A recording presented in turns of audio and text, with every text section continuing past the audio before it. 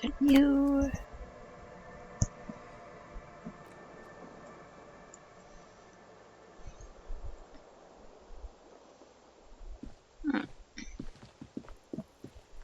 Pick up that.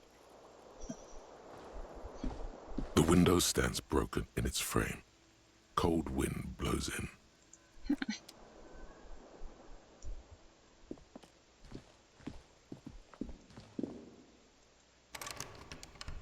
Still locked. I guess that's the adjoining room, right?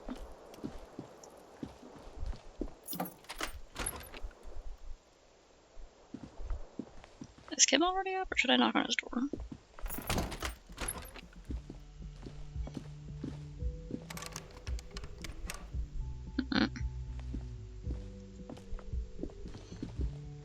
The door is closed.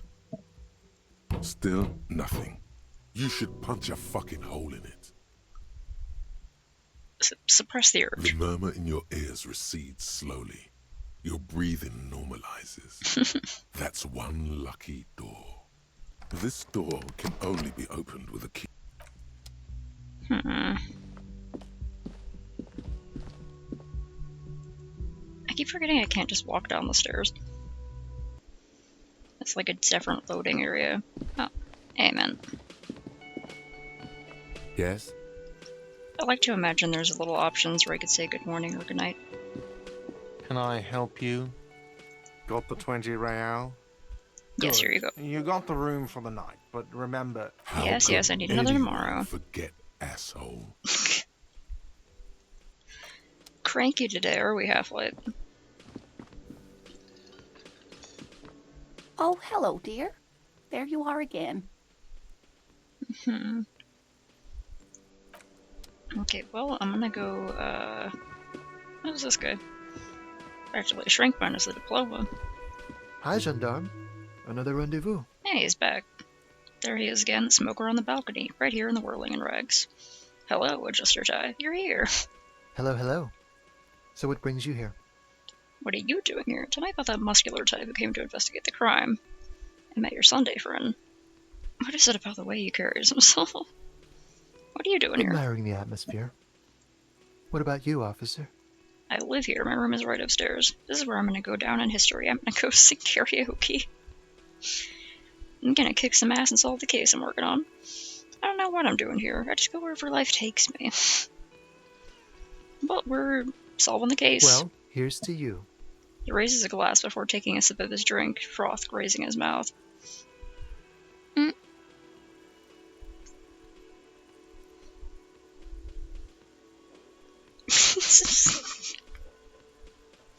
Ah, yes. Because you like Dead Boy Detectives a normal amount, and not someone who can tell what episode someone else is on just by vague comments. Tell me more about the muscular type. Oh yes, let's see. He knocked on my door a few days after the lynching. I think he was going through the entire building, asking questions. What'd you tell him? Nothing. That I didn't see anything. He believed you? Why shouldn't he? Did you tell him about your friend? What friend? He takes another drag of a cigarette before knitting his brows. Your Sunday friend, the witness. No, I don't think it came up. What'd this guy look like? Muscular, handsome, strong, like one of those military types. He shrugs nonchalantly. Was he alone? Yes, but he was speaking to someone on his earpiece. Earpiece? Yes, you know those tiny speaker microphones that fancy security guards sometimes wear. Okay, I guess they have those in this universe. What was he saying? Just reporting back whatever I was telling him. Ah, yeah, that would be a thing to comment on. Just sitting there, like, rubbing your hands together and grinning evilly, like, ho ho ho ho. Oh, you haven't even gotten to that fucked up part yet. When you're just waiting for your friend to get to the sad part, you're like, Muscular, oh yeah, you handsome, know, strong, it's so, like one of those military really, it's just really sweet, huh? That they have that nice friendship. Yeah, nothing traumatic will happen at all. Besides muscular, did he have any other identifying Let me traits? think. He had an accent. He sounded like one of those mercenaries. He turns his eyes upward in recollection. He sounded vaguely Oranese. No, not vaguely, scratch that. He sounded definitely Oranese. Thanks for the information. Sure. Anything else on your mind? His lazy eyes stroll over your face. I met your Sunday friend. You did. And how did you like him? A small smile adorns his face. You were right, he was magical, magically bureaucratic. Didn't like him as much as I like you. I didn't, he's a government official. I don't trust governments. Magically bureaucratic. He was magically I bureaucratic. told you, he can be very useful. I guess that's the charm of powerful people. Who A is he? visitor from the first world. He's Hmm. not like you and me, gendarme. He can always return Miss smiles, and a smile seems melancholic. Return to where? his opportunities in Occident, Sur la Clay. Still, his coming and going brings some life to the village. He breathes in and keeps his lungs filled for a moment before letting it out. Or is it just money? I don't know. He stares at the bar. Who are you two? Friends, I told you. Sunday friends. Friends who like to get together from time to time. I'm pretty sure it's like it's a prostitute relationship or like a sugar daddy, sugar baby relationship, something like that. Although if it really was, then wouldn't he bring him back to his area? I don't know. Maybe the smoker's giving him some information or something. That he won't be there when times get tough, I guess. Is that even a friend? It is. On Sundays. He smiles. Alright, Hmm? What about me, gendarme? gonna try this. It's the Fuck. sports. He's a sports guy. All about that physical prowess and athletic skill. Nothing else here. Well, this guy's gay as hell, that's what's up with him. Bye-bye, All right. gendarme. Thanks, man. Oh, heck. Now it is just a sketch stack of papers. Oh, who's this guy? I can talk to these people, too. Oh, hey, they're also RCM, aren't they? You look like shit. Your ruffled face reflects in the man's sunglasses. And I don't mean that as a metaphor. You look like shit, asshole. I don't look like shit. I know, it's intentional. The last couple of days have been rough. Looks don't matter. It's what's on the inside that matters. I'm never gonna get this case solved. Last couple of days have been rough. Oh, don't be so modest. We're looking at several months worth of damage here. Kind of a miracle you're still up and at it, to be honest. Mm-hmm. Oh, come on, Jean. It looks like it's been a rough week on him. The woman next to him sighs. It's not just this week. What you want? He scans you from head to toe. There's something about this guy that matches with a face in your head. A similar but different face. Kim, who is this guy? I'm not getting involved in this. He shakes his head. Ah, It's not my style, he thinks, glancing at the man in sunglasses and the woman beside him. Oh boy, they're mad at him. No wonder. He just doesn't recognize them.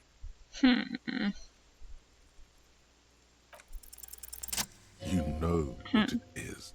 It's like the two of you know each other. Just ask him. tell me the truth. Do you know me from somewhere? Oh, I definitely know you from somewhere. You from my precinct? Another life. From where? From another life? Yes, from another life. A different life. Maybe the life of a police officer belonging to the ranks of the...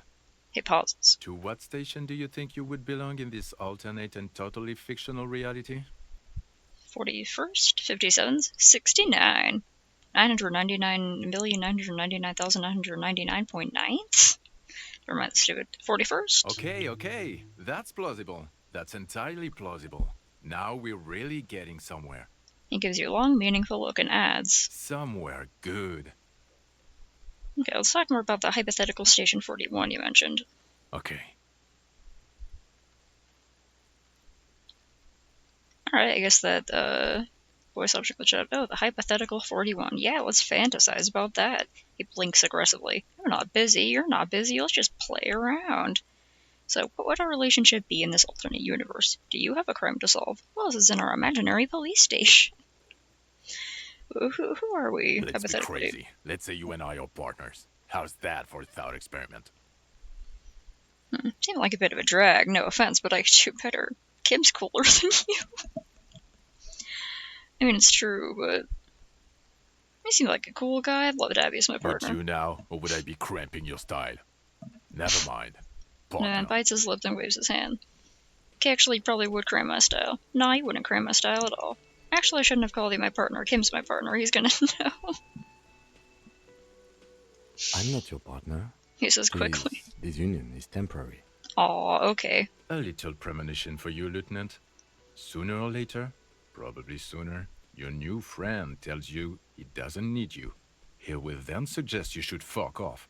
I could never say that to Kim. I'm pretty sure my head would explode. When that happens, I suggest you take his advice. He adds bitterly. The lieutenant merely bows his head in response. Do you have a crime to solve? Oh, no. You see, I enjoy watching other better cops solve crimes. And let me tell you, it's been quite a privilege seeing you work. This isn't helping. She says, shaking her head and looking at the man with sunglasses disapprovingly. Who else is in our imaginary police station? You're not going to believe this, but police officers. Oh, wow. Yes, sir. Solving crimes, locking up bad guys, and get this, and not getting that drink on at 2 o'clock. Just some regular boring motherfuckers in suits and uniforms. Nothing spectacularly extravagant like you, the far-out son of Lang. What? What does that Oh, mean? it's you eccentric genius. I mean, with your unorthodox approach to police work, it has to be you. He winks at you sarcastically. Want to tell me more about him? Not or... even a little bit. Okay. It's an urban myth about an officer who is so far undercover he can't remember who he is. As I said, just an urban myth. You are not the son of Lang. Okay.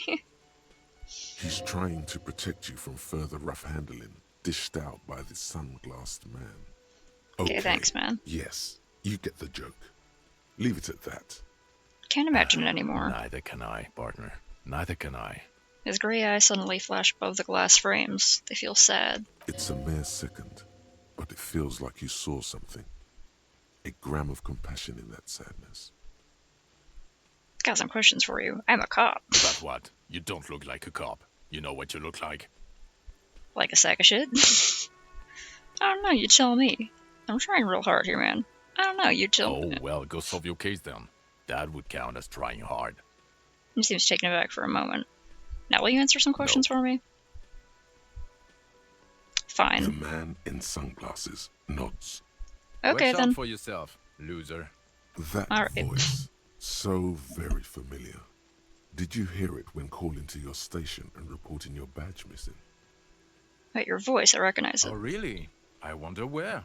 I lost my badge recently when I called in to report it missing. You were there. That's the where you remember me I from? thought that was one of them. Yes, I haven't seen you before, maybe. I have a bit of point to your head memory trouble.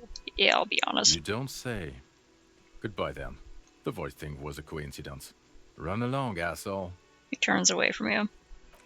This guy seems pretty, wounded. Okay, the man with the sunglasses and his hypothetical Station 41. Weird, right? I know, super weird. I guess it was kind of weird. No, this whole interaction was perfectly normal. Frankly, I'm way past caring or wondering. I guess it was kind of weird, There's yes. something missing here. Something you can't put our finger on. You know what? Just ask him. I know it sounds crazy, and you'll probably get laughed at. But still. I was thinking at the same thing. I should just ask him if we're from the same station. I should do that. Yes, just cross it off the list. It's probably not true, though.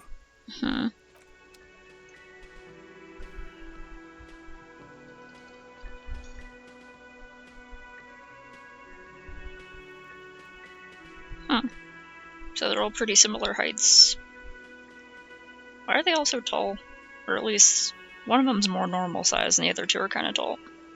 The woman in an RCM patrol officer's uniform winces as she notices you. I would really prefer not to talk to you right now. I'm not a murder investigation. Are you the cavalry? Is everything alright? Why do you want to talk to me? I don't know. I mean, why would I want to talk to you? Have I wronged you? I've done that to a lot of people. It's cool to see another cop. I thought Kim and I were the only ones. God, I don't know why. I'm just trying to do my best. Let's just do this by the book, okay? Why? I bring the word of the end to come. Have I wronged you? I've done that to a lot of people. No, you haven't wronged me. It's okay. She shakes her head and breathes out. Okay, fine. Let's talk. What did you want? What does one talk about with a fellow officer? So, precinct are you from? Look, something really is bugging me. Are we or are we not from the same police station? Are you with him? Point to the man with sunglasses. You're the police, right? Cool, so am I. What precinct you from? What precinct? She just sighs. Am I from? God, he doesn't know. Fucking deranged lunatic. The sunglass-wearing man pushes through his teeth. You're getting an intellectually unsatisfying vibe from this conversation. Maybe you're doing something wrong. Look, something is really bugging me. Are we from the same? Are we or are we not from the same police station? God damn it, you leave her alone. The man with Keep your sunglasses weird snaps bullshit at to you. yourself and be professional for once, for fuck's sake. Can I actually help you with something? She looks at you apologetically. Yes, of course. Preposterous. I mean, you would remember if they were, right? Who forgets their squad mates? That's not possible. You with him? Of course I'm with him. Why do you ask? She seems startled by her own tone. He's an asshole. He seems like a cool guy. You're cute together. Nothing, just wondering. He seems like a cool guy. Well, he's not. He's a sack of shit barely kept together by crazy glue. But at least he tries, unlike you. The man interjects, his voice stern. Please, let's not turn this into another exchange, okay? Okay, goodbye. Alright, so they're definitely from my Again? precinct. I can't believe this shit. He shakes his head, looking like he really has trouble believing this shit. Look, I just have to ask, are we from the same police station? I'm going to say no. Just to see what you'll say to that. What'd you say? Okay. Yeah, probably not. I don't remember you from anywhere. Okay. Okay. Jean, he said okay. Give it a rest. Okay, I was clearly wrong. Yeah. He is a firefighter, male nurse, animal control agent, something of that kind. Not a cop. Go on with your cop work. Don't let me stop you again. Okay, then see you around.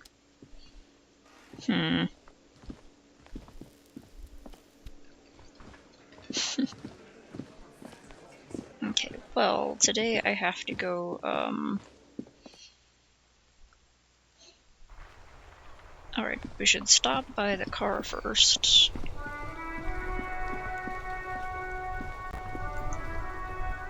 Because I have to use the radio to call. Inside, you see a set of One steering lady. wheels, a radio microphone, a pull.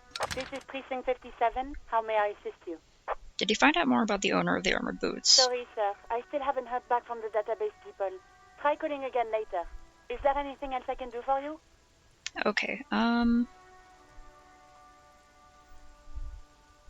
do they have anything new for me from the 41st? Just a moment, officer.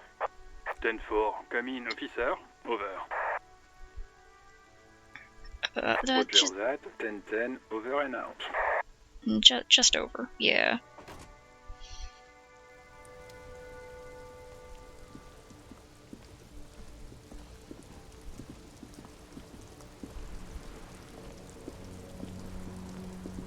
Those two guys playing their game again. Oh, how did I get stuck? Oh, there's a thing there.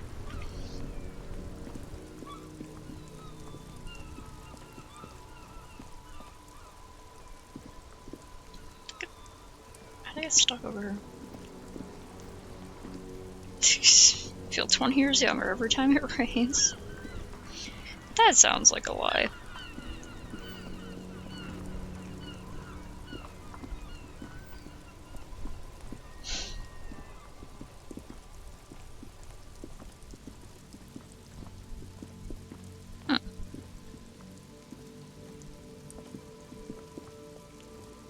Focus over here.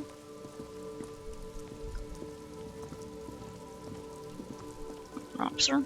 Yay, they finally moved the thing. Alright.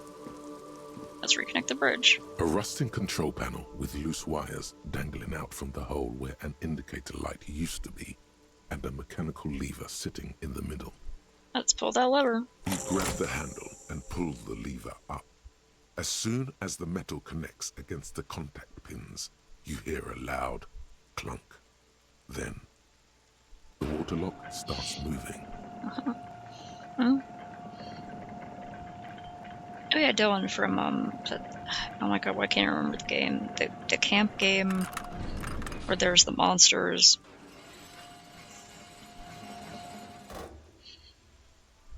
Yeah, tall Okay, boy Dylan. if we ever need to get to the Too coast, tall. then this is the way. But please, contain your Wanderlust for now. I don't want us to get sidetracked, not with everything that's going on.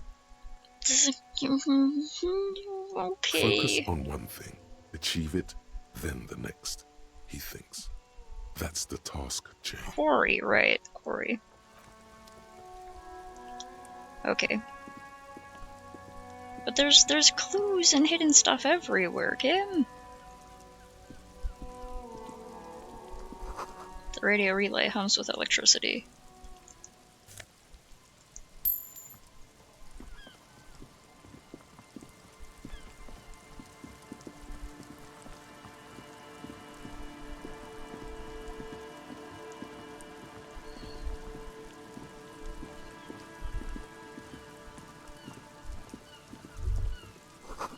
A breaker box to power the radio pylon above you. Maybe there's something inside.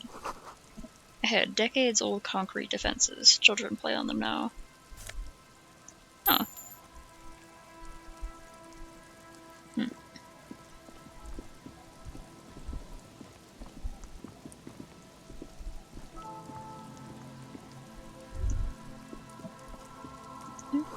A creaking ahead. A broken axle grinding.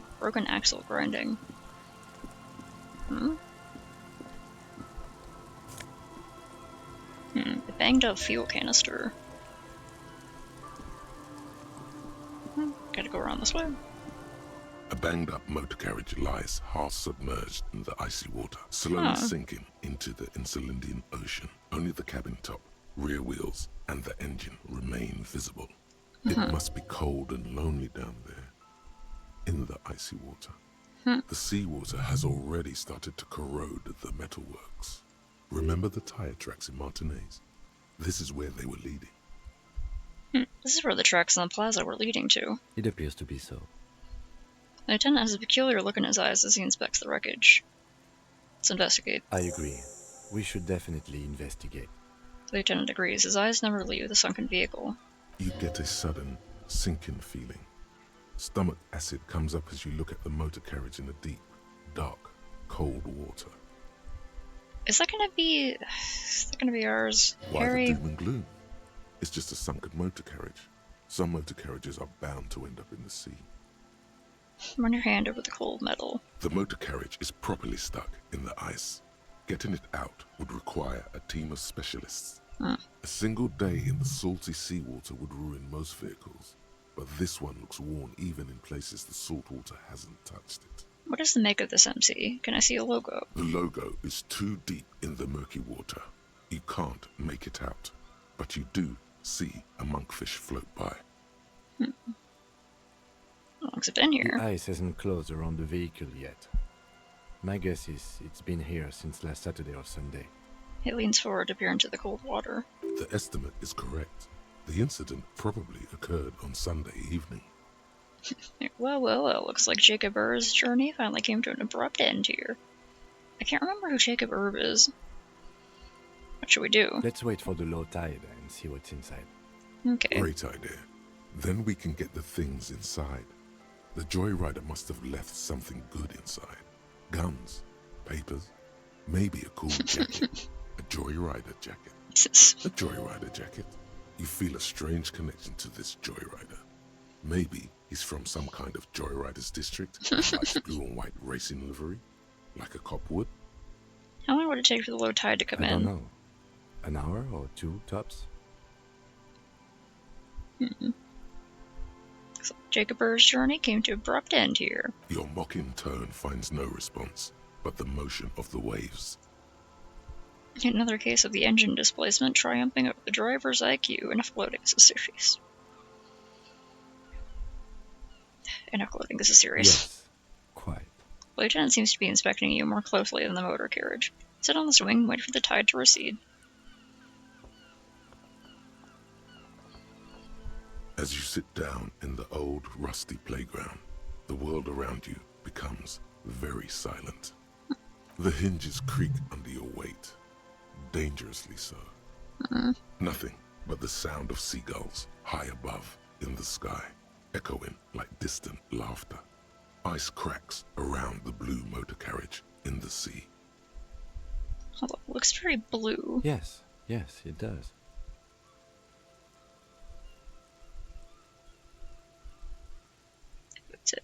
Why is it? It's a red check. Red check.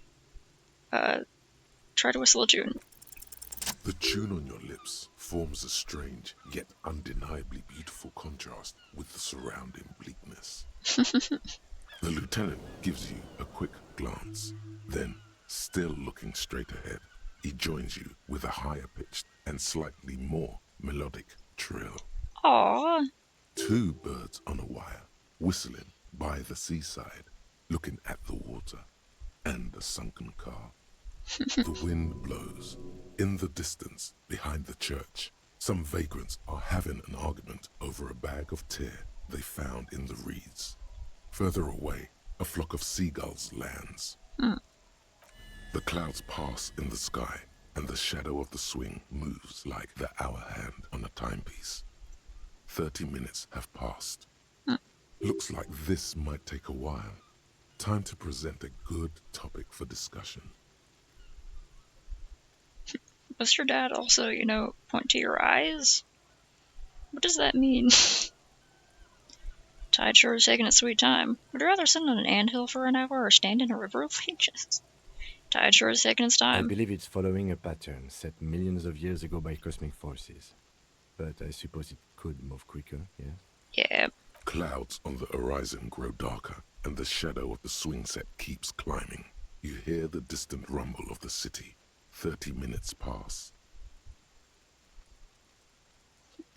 You have to decide with either the strikers or the shipping company. Who would you choose? Think I'll ever find my gun? Man, this is taking a long time. Do you think I'll ever find my gun? God, I hope so. Thinking if I put enough time into eating, right, and exercising, I could turn myself into a living weapon that I wouldn't even need a gun. I don't think I'm ever going to find my gun. The world is so big and my gun is so small. I'll do the joking one. Your voice echoes on the water, strange and out of place in the environment. 30 more minutes pass. Can you make out the mark now? Detective, I've been able to make out the mark ever since we arrived. I find it odd that you haven't. It's a Capri, Model 40. His eyes turned to you. Yes. Why haven't you? It is a simple and rugged machine, favored by working men, government offices, firefighters, animal control people. You know, those kinds of people. I'm really worried that it's my car. Squint your eyes and say, is that a number on the side? Yes, 41. What do you think it stands for? It's as if he knows what it stands for, but wants you to say it. It's pedagogical. Does he know something about the driver of this vehicle? 41 is his rank in the underground street racing hierarchy. Small fish, this one. This must be Tommy 41, the morning host of FM 41. Looks like the factory made a mistake and accidentally called this one Cobra's 41. Stupid factory. I hate guessing. District something, a precinct, something municipal. Rub your temples. You're getting a horrible headache. Oh god, no. Yeah, don't beat around the bush, man. You know. I'm sorry, Harry. I'm so sorry. 41. Precinct 41. A massive pit opens up in your stomach, and the most terrible feeling comes over you. You feel like you're about to faint and fall off the swing. Your hands get clammy, and the air tastes sour to breathe. Oh God, Harry. Oh God, Harry. What did you do? Well, it seems like I'm guessing he was the one who knocked over the billboard while screeching over here in the car and then got it stuck in the ocean. No. Somehow didn't drown. No. Say no to this, Harry. Oh my god, it's mine! I drove my car into the sea! I'm afraid so, yes. Looks like you drove your police motor carriage into the sea after you jumped across the canal. Maybe I was in pursuit of someone. How do we get it out? I can still fix it. They're not going to take me back after this, are they? The badge, the gun, and now this. Things were going so well, we were just whistling merrily. Well, at least I can see what's in there now. The badge, the gun, and now this. The lieutenant adjusts his glasses and doesn't say anything. There is also a fourth thing you've lost. A fourth thing? More precious than the gun. The badge. Oh, the ex-wife. And the motor carriage. Combined. Lost forever. Into the deepest of seas. Did she fucking die? How do we get it out? Detective, we don't. A rescue operation really isn't viable at this point. He says, almost gently, if he was in pursuit of someone. Of whom? I don't think so. If anything, you were probably drunk. The lieutenant looks skeptical. Yeah. Probably. Try definitely. Yeah, that's the obvious one. So it's just gonna be there like that? I'm afraid it will have to be there like that for many years. He looks Look around. at it. Parts of it might be salvageable, but overall, this machine is a write-off. Not gonna take me back after this, are they? People are more valuable than machines. Training a police officer is even more costly. Yeah, I mean, you're right there. People, Just trying to yes, cheer you up now. but not you. Shut up, Half-Light. Well, at least we can see what's in there now. No use beating myself up even more. Yes. Let's go take a look. Mm-hmm. Another skill point. Also a thought. Jamais vu. Derealization. Finish that one. Jamais vu. The opposite of déjà vu. Not already seen, but never seen. Everything that should be familiar appears strange and new, like some half-forgotten day in your childhood. Only now. That's the feeling you've been having. And for who knows how long. You should go and ask Joyce Messier about this. What world are we in? This is a fundamental question.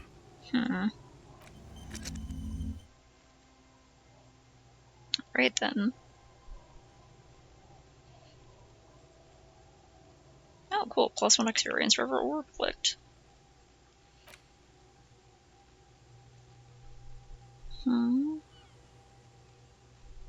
Okay.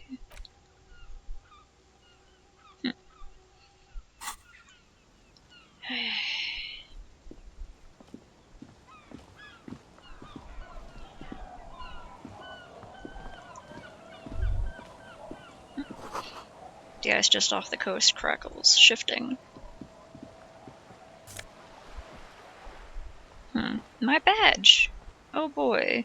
LTN 2JFR Dubois. Am I also a lieutenant?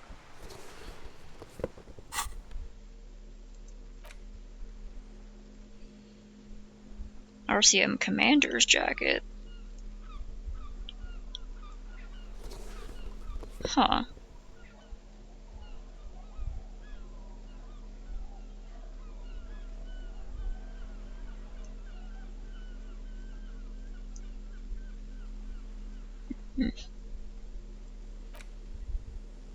These are cool, but I'm also like... Half-Light is pretty aggressive.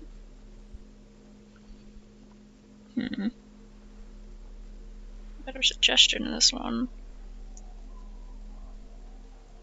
They're the same? Okay, +1 social. Okay. Tisco ass blazer. Alright. Oh, I found my damn badge. A bottle drained of all its booze is frozen to the ice. Okay, well. I was wondering if that was his car the moment I saw it.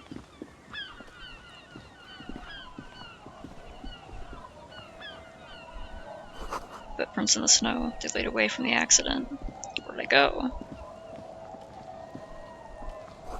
The underside of the boat has recently been tarred.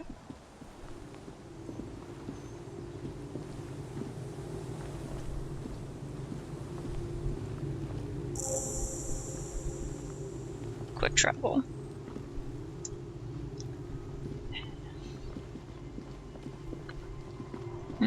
Oh, it's a boat order. There's a boat tucked away underneath the tarpaulin cover. Just see if there's anything we missed in, like... We go up here? Okay.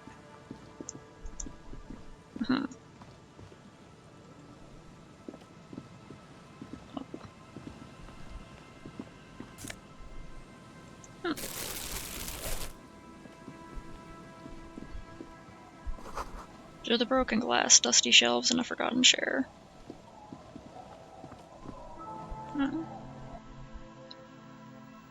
Shack. A cold breeze is enough to make the wall planks creak.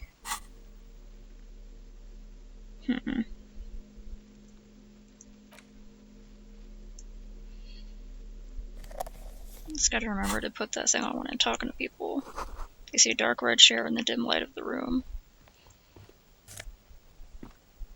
A bow tie? A bow knot, I guess. Another postcard. Nothing else in here? Okay. Reading.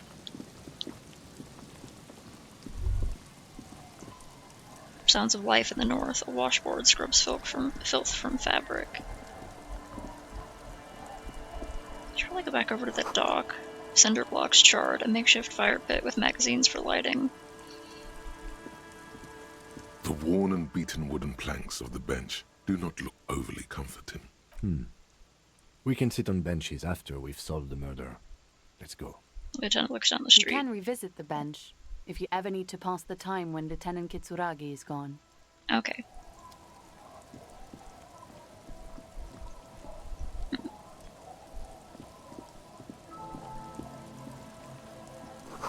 You see dust-covered linens, dried tulips on the bed. Kingdom of Conscience? I have no idea what that means.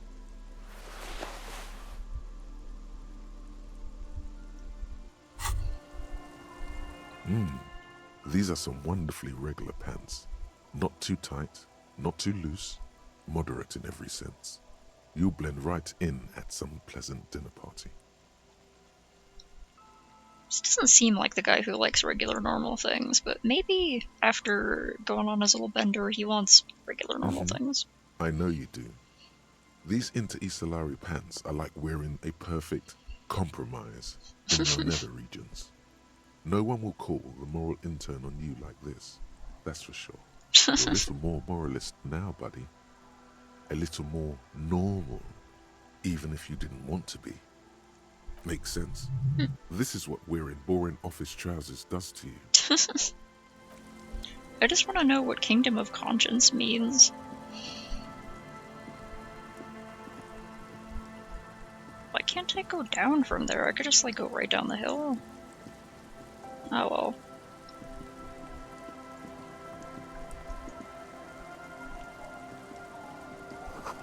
White curtains have been drawn shut, looking in.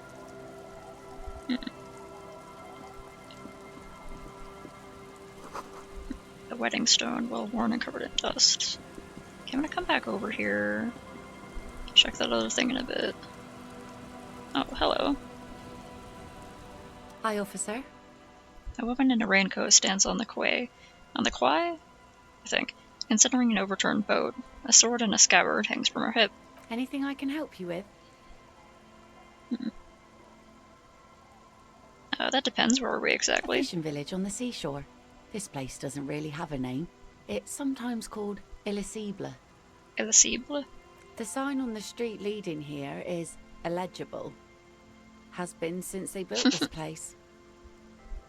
The wind rattles her earrings. Okay, questions. The first, what is your name? The name is Lillian. People call me Netpicker. I think I have time for questions. And that was actually the second one.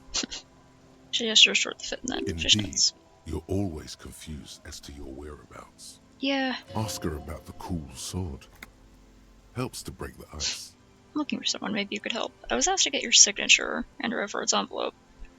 What do you do around here? Nice sword, pointed at the saber on her hip. Does it come with a story? Unfortunately, the factory sold this one with a 3-year warranty instead of a story. It's to intimidate folks, mostly. It is imposing. It's a regular mass-produced sword, like a shovel or an axe. Nothing fancy, just for intimidation. Why do you need intimidation tactics? From time to time, people need a lesson in respect. That's just the way it is. Back in the day, I caught the eyes of many men. And believe me, men need a lesson in manners from time to time.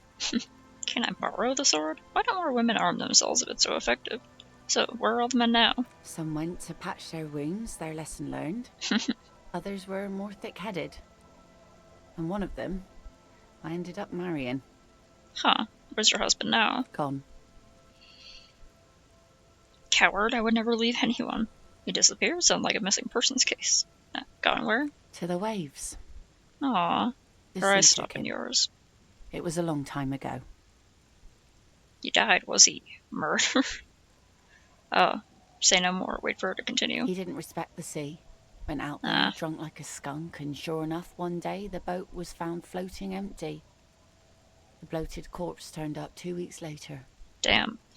Now, before you tell me how sorry you are for my loss, know that it was 4 years ago, and I've moved on. There's only so much mourning you can do for a drunk with sinewy muscles. Yeah, death is nothing. I shit on death. You should have thrown yourself in the waves after him, Nod Zaithely. Time really is the best cure for sorrow, isn't it? It's healthy to let go and move on. Gotta keep the wheel spinning. Time's the best cure. Us working folk don't have the luxury to be bedsick with melancholy. I buried him, mourned for an appropriate amount of time, and went on. Life didn't really change that much for me and the kids. She glances at the village where 2 little kids are playing with what look like rocks. This is neither a touchy nor a very interesting topic for her. She looks like she's ready to go on a date with another, better, drunk. Ask her. Both of you could need some action. Shut up, electrochemistry. I'm looking for someone. Maybe you can help. Let's see. Who are you looking for? She tilts her head ever so slightly. Missing cryptozoologists. I don't think I know what these are. Care to elaborate? People who look for imaginary animals. People who look for animals who are hard to find. People who look for mainstream scientists deny exist. But people who look for animals that are hard to find. There have been some instances where people thought an animal was a cryptid, but then it was just a new species. Aha! Like snowmen. Snowmen? I haven't heard about those. 2 old guys have been wandering around here, nose in sand, talking nonsense about snowmen and the like. Where'd they go? Don't really know. Further down the peninsula, I guess. I mean, that's where they were heading. She points north. Who else are you looking for besides snowmen? Well, I am looking for a kid who took some armor, but... Well, how can I assist you then, officer? Right. Or someone else, actually. Don't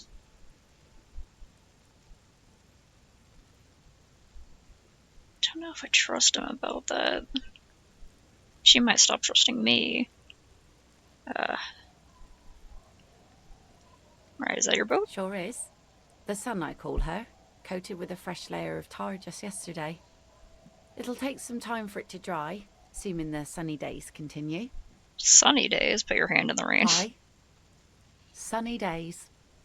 You got a problem with that? Nope. No, ma'am. We have no quarrel with sunny days. Good. 'Twould have been bad news had it turned out it wasn't a sunny day. Bad news for the skiff, bad news for the nets, bad news for the kids. There's a moment's silence. She looks at the rain streaming down the yellow belly of the boat. Go right ahead. Seeing you. What are these doing in the fish? Franco-Nigerian cavalry boots. Extra perception. The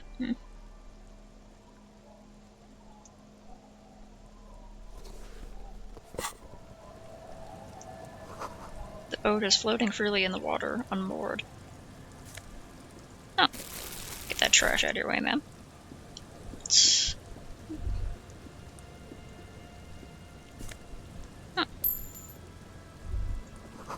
The cranks creak beneath your weight. The ladder leads to a school of fish swimming in the kelp.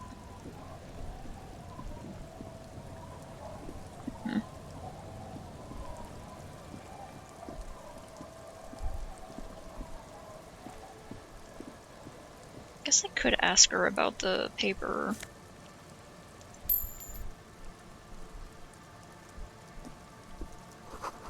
It's locked tight. You can't see into the house from this angle. Huh? Oh, hello. The woman next to a bucket of clothes hums an odd melody. Her eyes are closed. Welcome to the fishing village. She opens her eyes. Please lean in closer.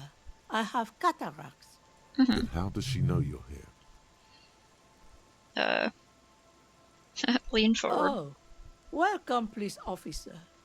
We don't cause any trouble around here. And we don't want any trouble either. Okay. We are not here to cause any trouble, madame. We're cops. We're hellraisers. Click, click, bang, bang. What he said. We don't cause trouble. We take care of trouble. Oh, of course. Last time we saw you around here was 12 years ago. You also came to take care of trouble then. Wish you did. But still, in Martinez, you're considered an ill omen. Kind of ill omen are you talking about? The usual. Dark tidings. Black hound.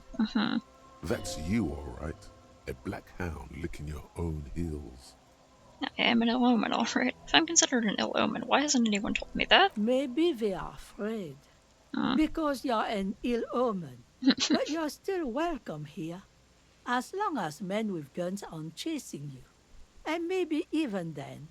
Because that's the kind of fishing village we've built. I'm sorry there's not a lot of room to park the motor carriage. And not a lot of houses. Or a lot of people. My kids are long gone.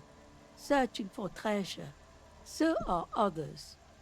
Ah, look at me ramble on. She waves her hand. What brings you to us? Where did someone stay around here? Stay? Most people here are trying to leave. That said, if lodgings is what you're looking for, I've got a free room in the shack. Chubby Thumb points to the building behind her. How much is it? I won't charge you for it. Take it as a gesture of goodwill from the village to the RCM. Hey, hold on, you're just giving it to me? I'm not sure it's appropriate for the RCM to accept free accommodations. There's this guy, Gart, who makes me give him money every night just so I don't die out in the cold. Okay, I'll take it. Not sure it's appropriate for the RCM to accept free accommodations. Oh, don't. It's your choice. No skin off my teeth. Why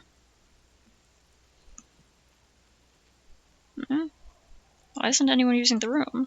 My kids grew up and left like they do. The house is long empty now. I live in the small side attachment. It's easier and cheaper to keep warm. Okay. Maybe I could stay with her just so I could stay down in this area. One more time, I can just have the room. Aye. The room is pretty bare bones, but it's got a bed and roof over it. That's more than some folks have around here.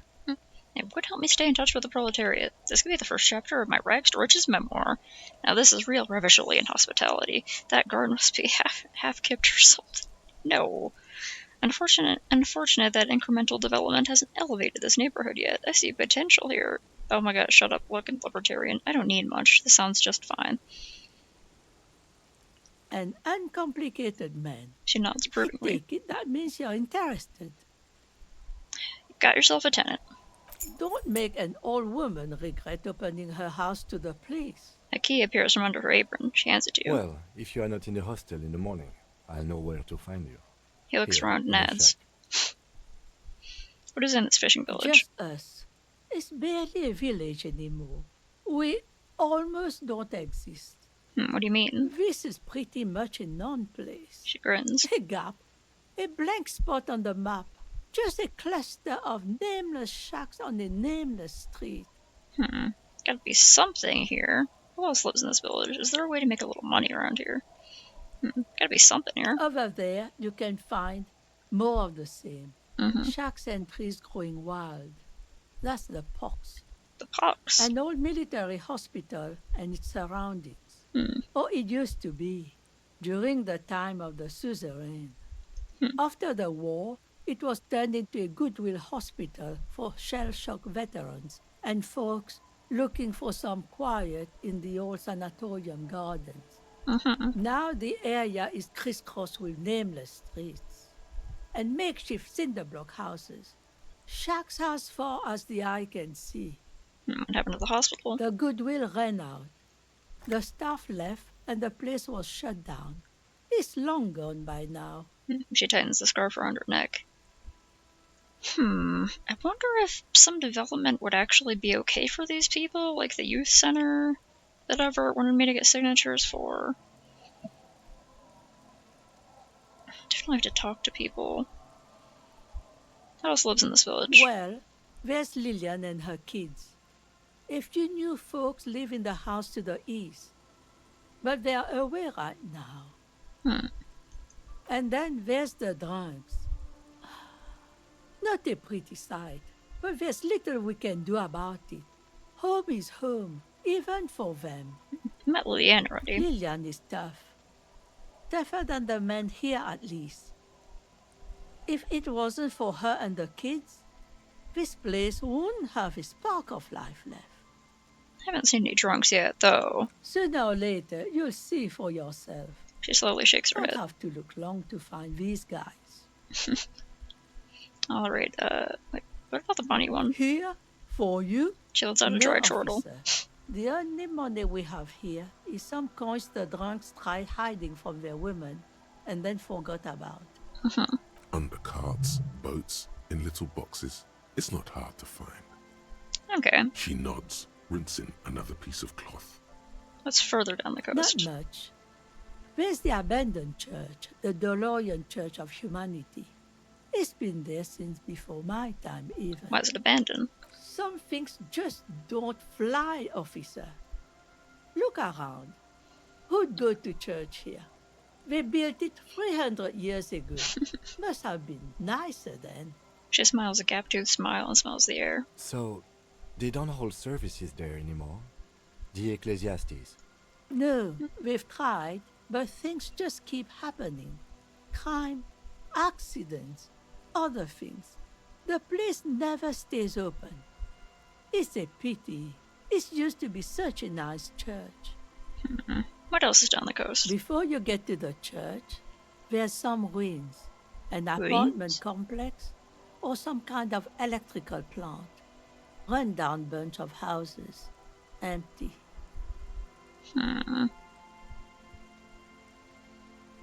Anything else of note? Of note? The old fish market up on the boardwalk. But it's closed. Alright. As I said, it's a peninsula. There's no one there. Just ghosts and vagrants and teenagers making out. Tell me about yourself. Me? No one. Just an old washerwoman. Mother called me Isabel, if that's what you're asking. And my married name is Sadie. Now it's your turn, Mr. Guess your name is Harry, man. Call me Harry. Why, I guess I will, Harry. Aye, it just rolls off the tongue. I used to know a Harry. Strong lad, but dumb as a rock. What happened to him? He did too many narcotics. So many, he fell off his boat and split his skull on a buoy. Folks who saw it say his head cracked open like a melon. Nasty, nasty. Alright, I'm gonna try to get more information about the area before I figure out if I want to ask them to sign the thing or not.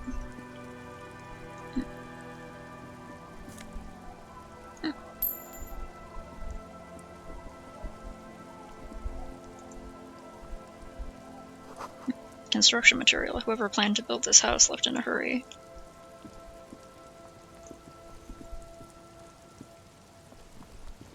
The scruffy-haired little boy kicks a stone. He can't be more than 5 years old. The other one looks indistinguishable from him. He watches his brother kick the stone with his tongue lolling out of his mouth.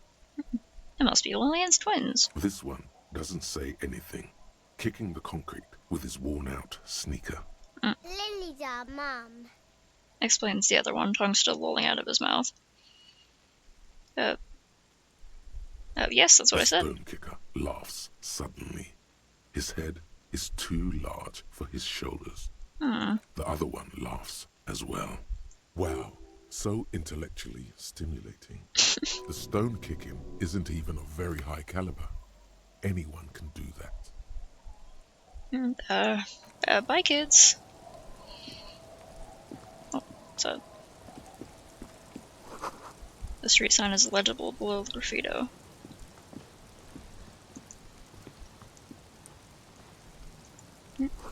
Hard to see the details. The color is all warm and welcoming, or cozy though. A flower trough where nothing really grows. Maybe in spring.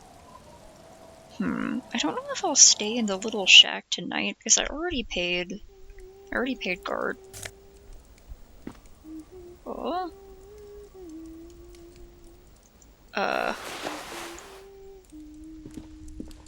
Is it okay for me to take that? Industrial coal pellets burn with an orange glow. Oh, there's a kid here. Sorry I took your crabs, kid. Mister? A young girl, barely 4 or 5 years old, sits on the sofa. She's looking at you with frank curiosity. She clutches a small stuffed animal. Occasionally, she twirls it around. I heard there was a girl here who has armored gloves. Is that you? Twins outside your brothers? What's this? Show her the stuffed bird you took from the ceiling. Are you Lillian's daughter? Yes, I am. Little Lily. She gazes at you with her big eyes. We met earlier. That's nice. My mom is great. She's never angry or anything. The kids outside your brothers? Yes. They don't want to play with me. They're older and play outside. They're older? They look the same. Sometimes I can't tell them apart. Guess I do look like. Lammy tells them apart.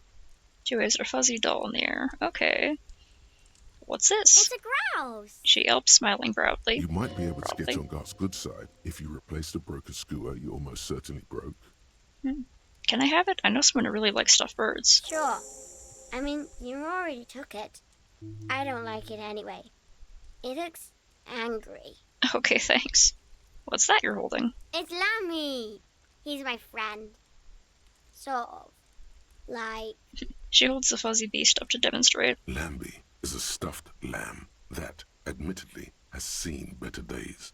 One of the eye buttons is missing, and the fur is tattered in several parts. Aw, Lammy looks soft. Yes, very soft. Suddenly she pushes a stuffed animal toward your face. Press your cheek against Lammy. Isn't he soft? Aw. She's right, Lammy is very soft. She rubs the white fur against your cheek, then returns the lamb into her lap, cuddling it. I heard there was a girl who wears armored gloves. Is that you? Oh, She looks I have alarmed. gloves. Very big ones. Heavy, too. Where'd they go? Where did you get these gloves? Found them when Lemmy and I were playing hide and seek. In an empty house. Where no one lives. I think someone hid them there. She doesn't want you to think she stole them. And where are the gloves now? I hid them. The twins were gonna take them. They're stupid. They do seem kind of stupid. She lifts her stuffed toy up and looks into its one remaining eye as though searching for confirmation. We're going to need those gloves. It's for important police business. He enunciates the last 2 words carefully. Oh. She doesn't seem to understand, but the lieutenant's tone has conveyed to her the important part. They're in my sandcastle. She points somewhere Behind outside. our house. Under the sand. You can break the castle. It's not very good. Okay, thank you so much. The girl's large, curious eyes remain fixed on you. Thanks so much.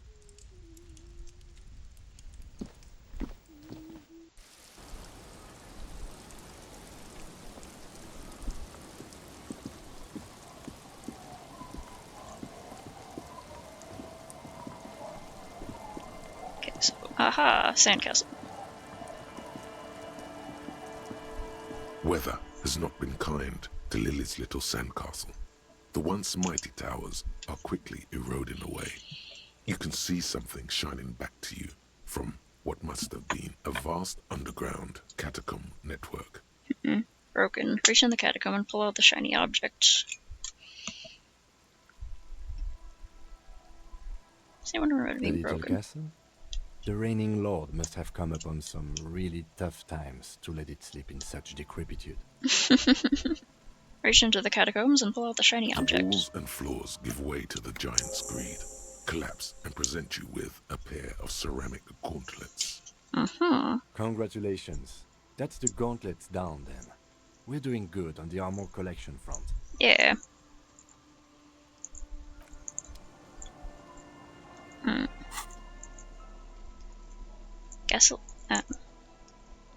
Gasoline stained fingerless gloves and navy blue with even more threadbare. Being made of wool still provides some warmth and comfort. Ruffled grouse taxidermy. The dead body of a grouse stuffed with some unknown material. From a distance it might just pass off as the real thing. The bird itself looks extremely ruffled and slightly grumpy.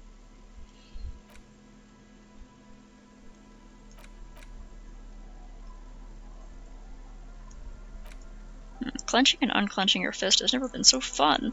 The tiny ceramic plates make a lovely clicking sound when your fingers move. The gloves are a bit sandy, but the grip is phenomenal. Yeah, I am interested in putting them on my hands. Can I put them on my hands? I mean, I'll get even better interfacing. They're evidence, though. I'll put these on.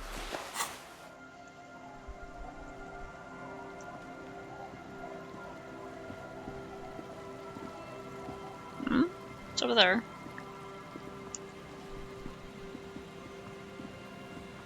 Oh, we're going all the way over here. Rusty in letters read Mazut. The rear tire of a motor carriage adorns the reeds. Make it quick travel? Oh, wait, what? Wait, what was that? Relax, it's not yours. You didn't crash every motor carriage in Revachol, hopefully. Looking back at you from the rust-colored water, you...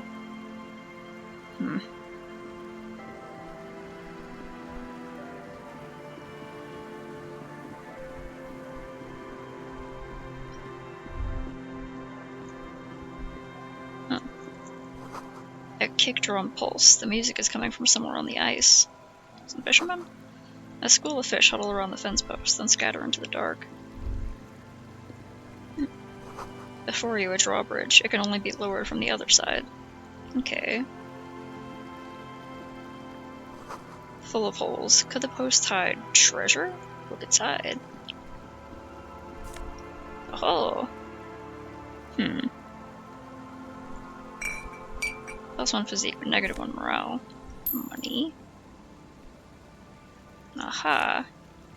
Magnesium. Money. Oh.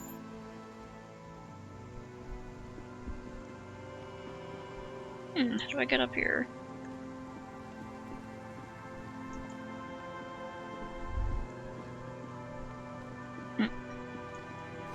You feel the shadow of a very large building fall on you.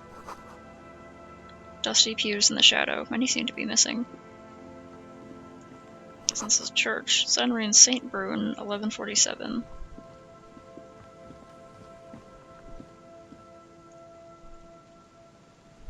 Coins. And all are shrouded in dark, or something like that. It's too dark to tell.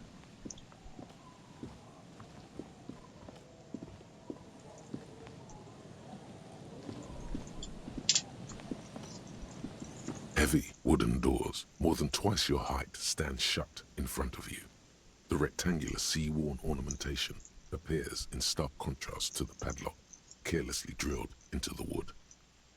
Rattle the doors, see if they open. Inspect the carpentry. Take a closer look at the padlock. Inspect the staple.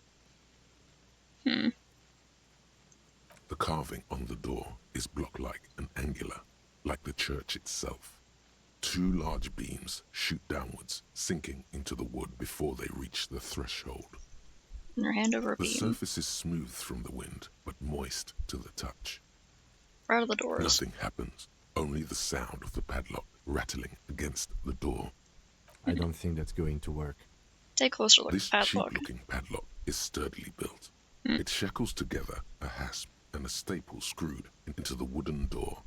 The lock is adorned with a yellow sticker. It'll be easier to break the staple than the lock. Also, that sticker is interesting, somehow. Look at the sticker. You see a yellow circle with 2 X's and a big curve below them that looks like a mouth. You're pretty sure you haven't seen it before, but what the symbol depicts is clear enough. A smiling dead guy. The curve makes it smile, and the X's make it dead. Have you seen the symbol before? He takes off his glasses and uses a blue handkerchief to thoroughly wipe them clean before inspecting the sticker. Then he looks up, pauses, and replies. No. What's it look like to you? Looks like a dead man smiling. Suggests junior delinquency. What is... Okay. What suggests the junior delinquency I here? haven't seen that sticker before, and I'm not a youth. Thus, it must be made by youths.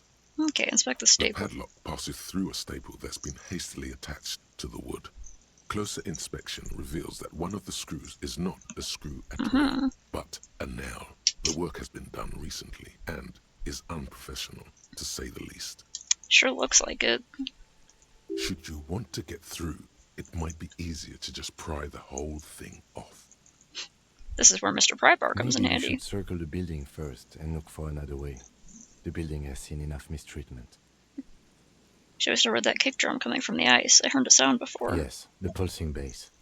A sure sign of junior delinquency. Somewhere east of here. There's something on the sea ice there. Try to peel off the sticker without ripping it. Your hands are clammy from the Really? sea. The piece of sticker keeps slipping away. Damn it. Gracefully let it The go. lock clanks against the door, cold and heavy. Maybe if I take the gloves off? How is my interface? My interfacing was even better with the gloves on. Heavy wooden doors, more than twice your height, stand Dang shut it. in front. These give me +2 interfacing. What if I just put those on for a moment? As you fold your fingers into a fist, you realize you could knock anyone out with one punch. One punch. The white ceramic gloves wrap around your digits comfortably. Your movements cause tiny little clicks, like dice rolling somewhere far away, as the plates reorient to your motions. We'll be responsible with this. This is just to protect me from harm, not to show off. Decked out in future armor, like a cop ought to be. I will be responsible with this. Hardened vitreous enamel, at once sleek and light, adds a glow to your cheeks and a spring to your step. Just imagine what a full suit of this stuff could do for you. One down, 2 pieces to go. Here I come. Yeah, I want the full suit. This gear could line my pockets with cash. I should probably sell it to some other cops. This is long sought after enemy technology. I can't just enjoy it. I must study it. And down, 2 pieces to go. Are you sure you're correct there? There was a helmet too. 3 pieces more like. You were ambitious. Yeah, I want the full It suit. may be a while before you have all the pieces. Okay. In the meantime, you should analyze the armor. Figure out its vulnerabilities. Vulnerabilities. Remember, this is a highly specialized kinetic redistributor meant to stop bullets. Wear it. Observe its properties. See if there's a weakness in the design. And that guy was shot, but it seems like he was shot from inside of his mouth or something. For the day you have to fight someone covered in the same material. Heavy wooden doors, more than twice your height, stand shut in front of you. The Dang rectangular it, I had ceiling such high interfacing and it wouldn't let me, goddammit. Fine. Ridiculous check to fail. Okay. Okay, there was a... okay.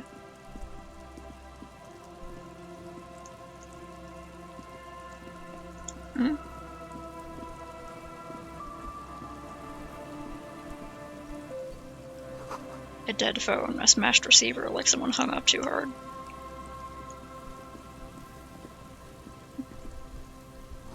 Someone must have worked hard to smash the plastic dome. No. A metal payphone under a yellow plastic dome. You could use it to call someone, unless you're out of change. Pick up the handset. You hear the tone. The machine is inoperable. That number he knows. I'll try it later.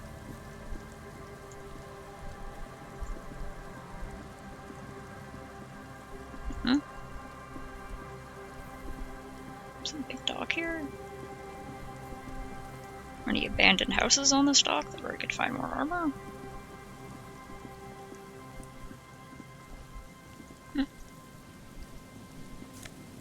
Oh.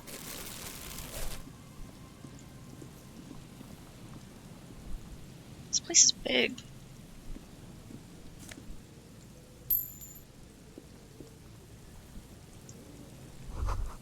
A makeshift roof. Vagrants have tried to make the boardwalk habitable. The tarp will keep out neither rain nor snow nor winds. What's this thing?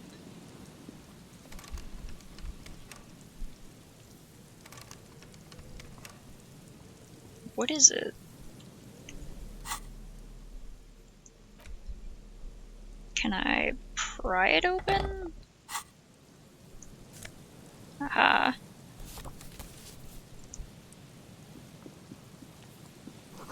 The coin-operated weighing machine has been used for a decade. Megabino's prescription lenses. Plus to encyclopedia. Vegans have recently painted the tarp red. Water drips from it.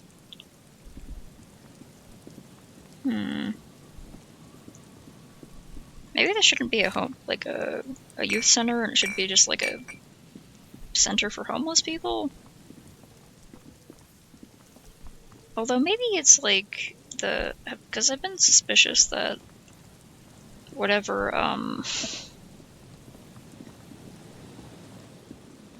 ever wants me to get these signatures for, it's not actually going to be a youth center, but something else. Maybe it could be homeless facilities. It'd be a large building. Be better than tarps on the place. This barrel has been recently discarded. It smells of fuel oil. The chain trails off into the ocean to who knows where. These rusty gears used to turn the whole machine. The building before you housed the engine. Must have been a big one.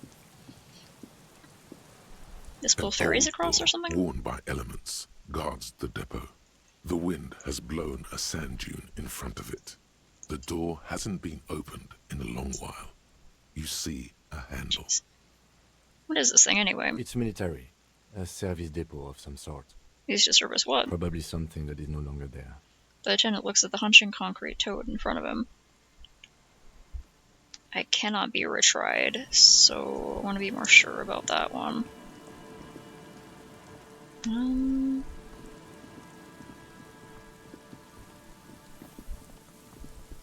someone out on the ice.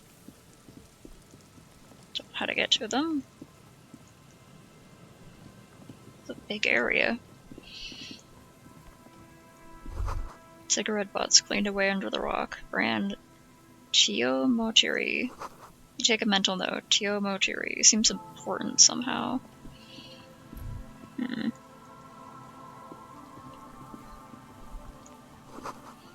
Again, Isoaki. Oh, whoops. Someone made a campfire here a long time ago. Right, Ogera means campfire.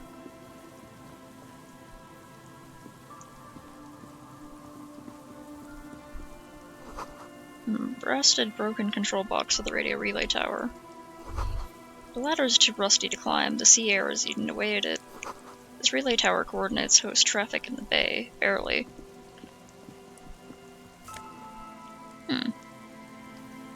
Scented scarf. Tiny inlets here, far off in the distance, where the posts trail onward, trail toward.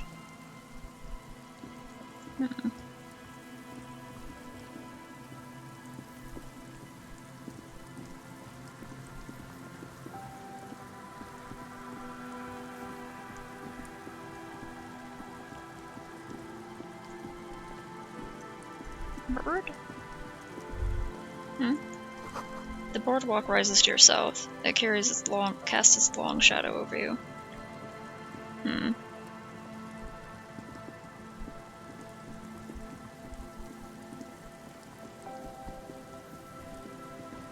try to remember to...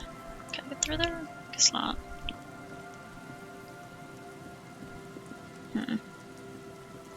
Try to remember to put my paper back in my hands. My clipboard.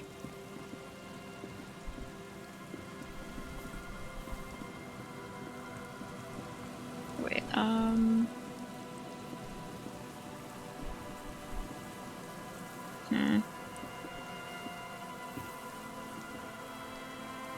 This is the back of the church, right? So...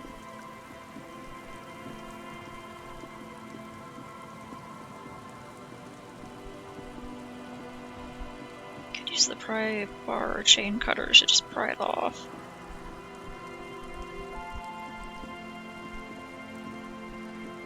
Okay, we could also go find the youths. Must have been taking a lot of patience to do this. Friggin' rock stackers. Painted with pastels, someone is trying to bring cheer into the world. Trash from some unending party. A pole screwed into the ice keeps the tent erect. More tribalistic markings. This post is covered in little humanoids. A pane of Eternite has been planted into the snow. 2 poles are holding it up. Barely holding it up. It could fall over any minute. A stronger gust of wind might be enough. Push the Eternite the pane over. falls into the icy snow with a soft thunk. Didn't sound You too should ask soft, that but girl on the ice what's going on here. the lieutenant gestures toward the young woman next to the tent. Yeah, I just had to make an escape route in case things go south. This is someone's home away from home, just like yours. I go snoop around their tent. It's just tarpaulin fabric covering a pile of stuff. The flap is open. Inside, 3 young men are listening to some new form of music. It's like nothing you've ever heard. One of them looks at you. Come on, get in and close the flap behind you. The warm stuff's getting out. Sure. Sorry, we barely have room for one. He points his thumb toward the lieutenant. You go ahead. I'm too old for this. Okay. I'm actually not, he thinks. I just dislike delinquents. Yeah. I'm sure you will feel right at home. I'll keep watch. He just received a screen again. Jeez, thanks, man. Hey, what's up? Smells like sweat and laundry detergent, plus a trace of ether. Canisters filled with what appears to be water. The label says distilled. A pile of nasal sprays, brand name, Nosifed Ultra. A speaker, the big kind they use for live music. So I could talk to any of these Don't weirdos. speak to Andre. I'm just annoyed. A strangely dressed young man says without looking up from his toolbox. Okay, is this Andre? You see a youngish man bleaching the tips of his hair with a toothbrush. He puts the toothbrush down and extends his hand in greeting. Well, these are the youths. I guess I can see if they're interested in the youth building. Hello, I'm Andre. It's a pleasure to meet you. Shake his hand. His grip is strong, sweaty, and warm. He's trying to project and inspire confidence. This is my posse, Noid. The young man with earrings looks at you suspiciously. And Egghead. Egg! Egg! The tape player high above his head continues to blast strange music. Together with a Settle Burger, who's out there right now, doing some seriously progressive sonic experimentation, we like to think of ourselves as music venue organisers. Huh, okay, how many music venues have you organized? Pipeline officer. Okay, why are you here? See, we've been all over Jamrock North, prospecting for real estate to establish a new venue in. Okay. for talent. Alright. Yeah, thank you, Egghead.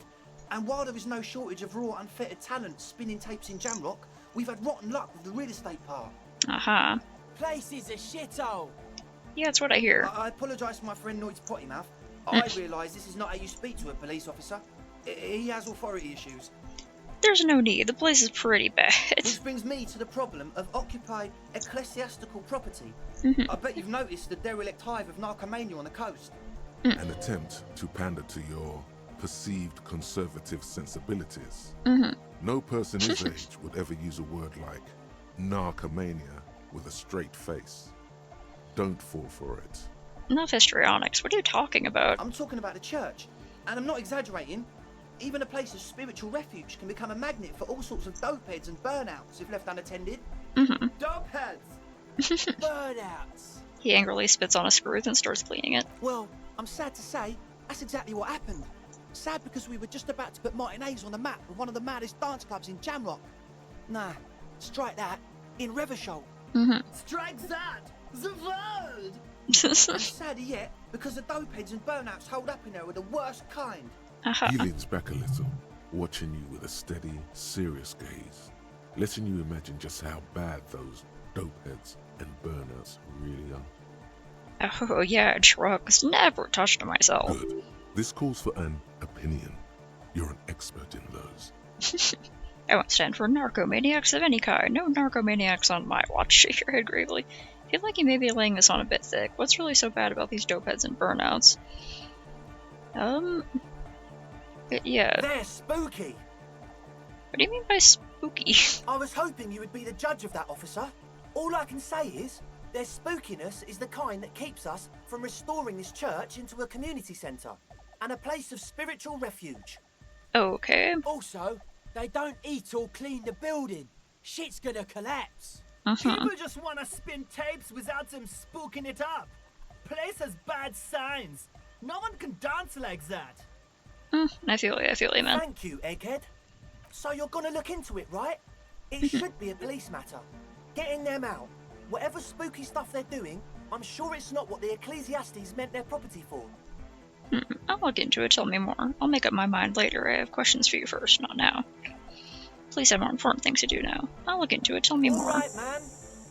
Claps his hands enthusiastically. Andre's obviously very happy you took him seriously. The whole tent is.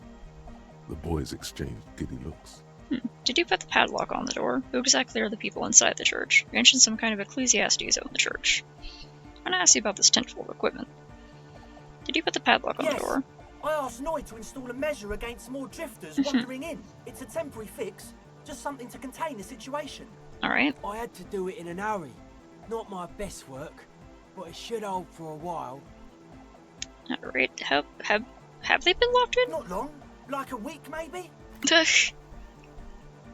How can you be sure they haven't starved to death? I'm super sure they're alive. I mean, come on. I'm at least 90%, maybe 85% sure they're still alive. 85% is not good enough when you're dealing with another person's physical well-being. 85% is good enough. No one lives forever, baby. It's a strange way to contain them. Okay, I'm sorry. Yeah. I'm sorry too. I guess it wasn't very hardcore of us to just lock them in like that. Okay, well, I gotta get in. Noid, give the officer the key. Okay. What? The speed freak dips into his belt and produces a yellow key, then makes a sudden, cool-infused move, tossing it in your general direction. Be the cool cop, catch the keys, it flies toward you. Let it fall to the ground, then pick it up like a normal adult person. Please don't let me fail this very high check again. You sense the trajectory of the little piece of metal and plastic.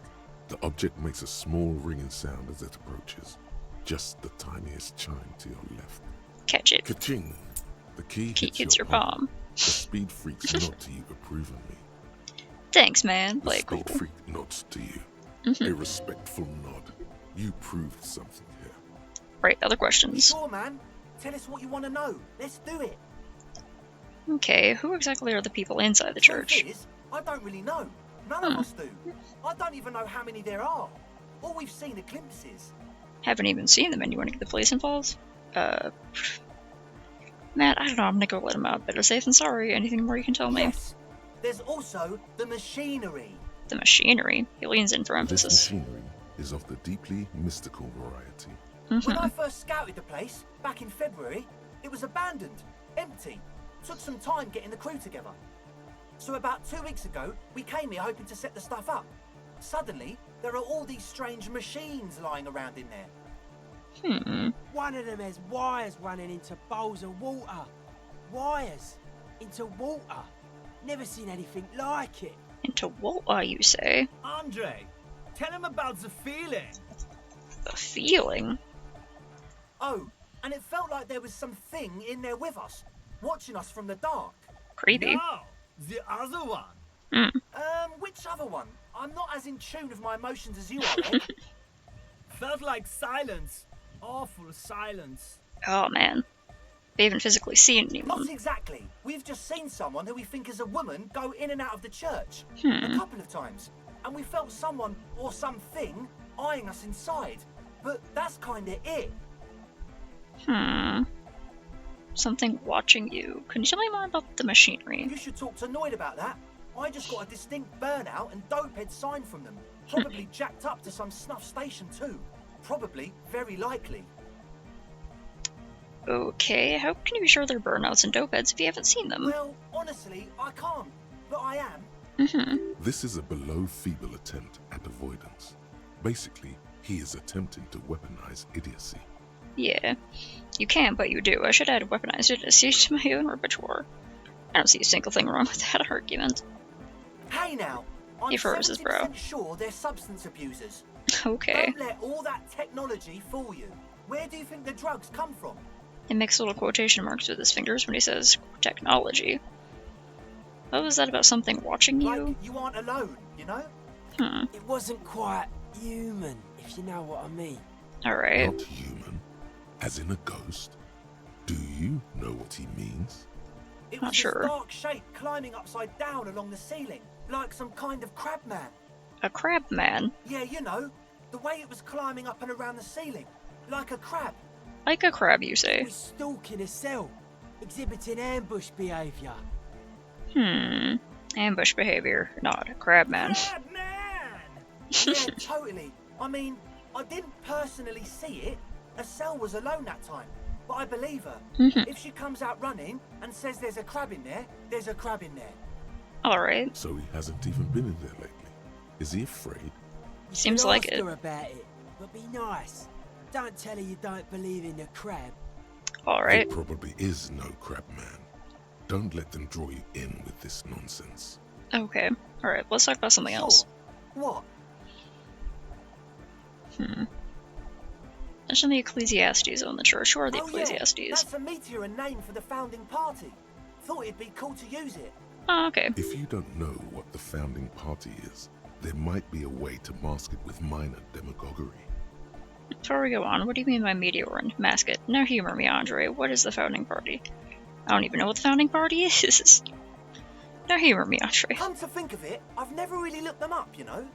I can't give you a precise definition, but they're a very powerful religious organisation. Alright, got it. Yes? They must have been to build that. Oh, what's up with this tent? Yes. What? So you brought your own water. Hate to tell you, but it reeks of sweat in here. What's with all the Nosafed? Alright, enough of this. So you brought your own water. Yeah. Good to have, bitch to carry. When I first scouted the place, I did some reconnaissance. I'm not sure the church even is running water. Okay. Yes. What? Alright, enough of this. Enthusiastically, no doubt, a little relieved. Alright, that's it, As man. always, we'll be right here, waiting patiently for the news. Yeah! Okay.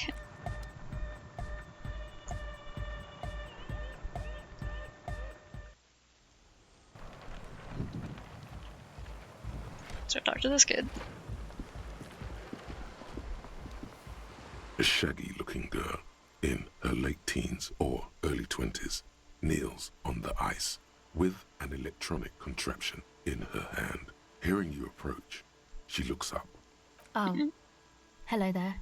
She must be Estelle, the last of the speed freaks, Posse. It's cold out here, but she's not wearing a hat. She must be freezing. Yeah. Everyone knows drugs make you invulnerable to cold. You bet this one likes to party.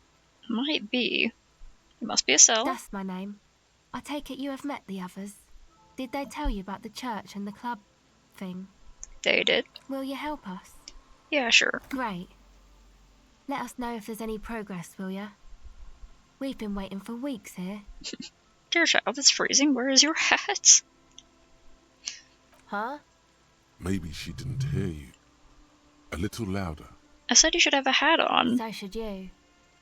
He is wearing a hat.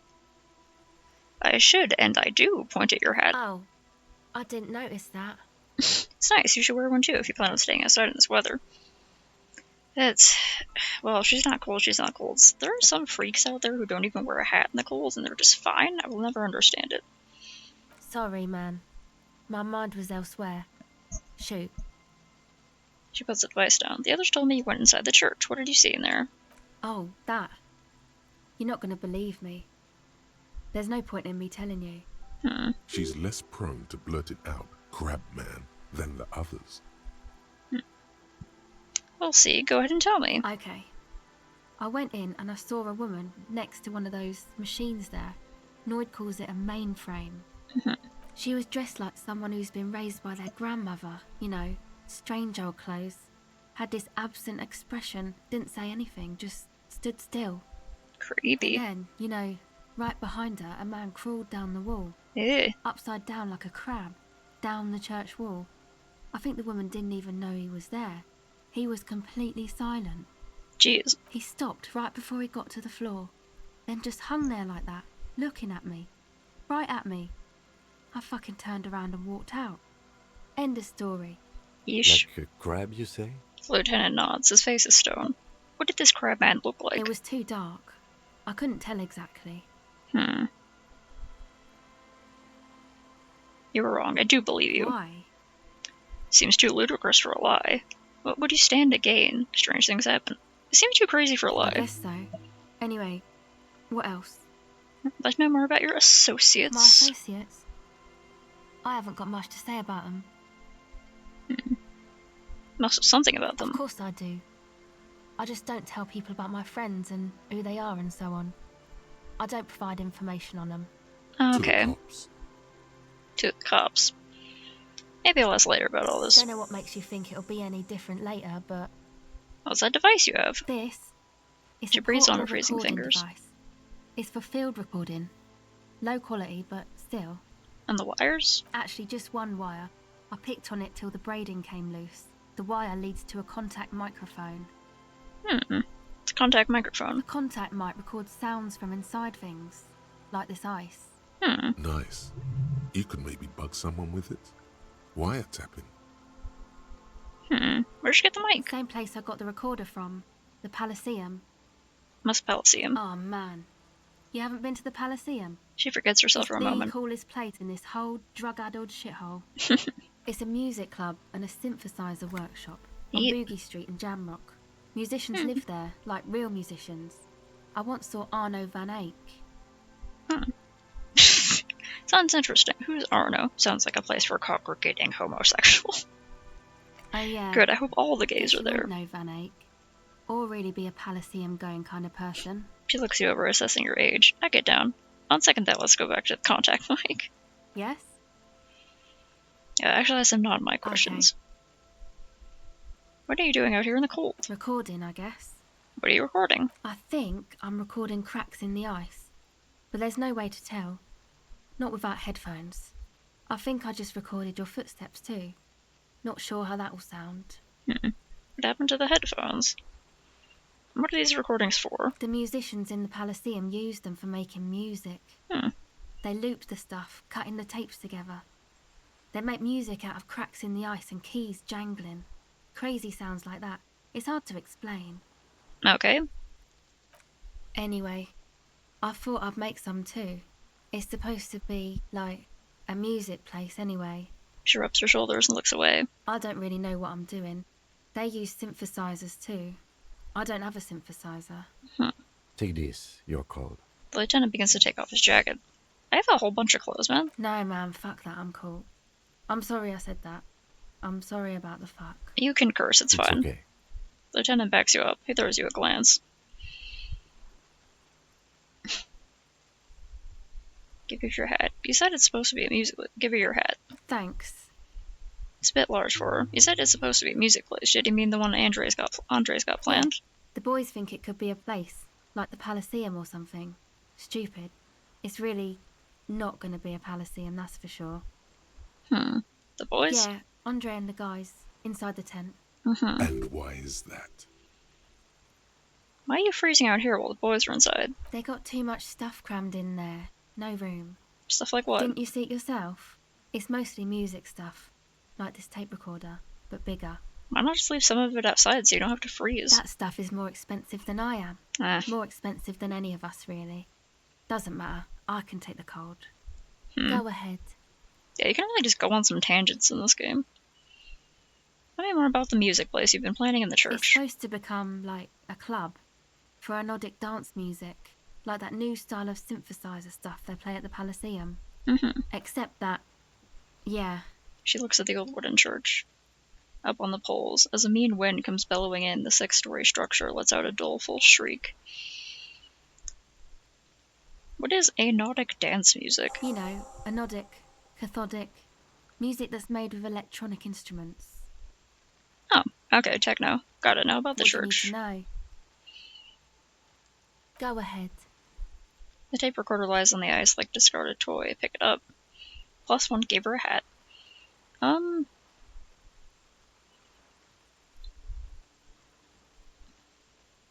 Well, she can pick up her own tape recorder, but...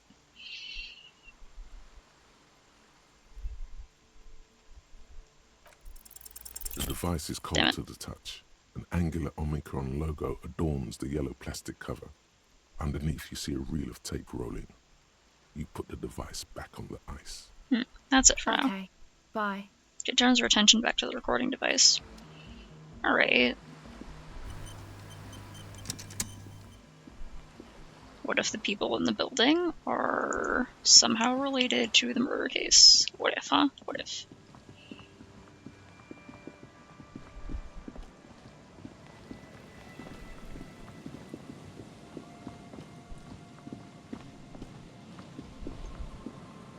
Heavy wooden doors, more than twice your height, stand shut in front of you.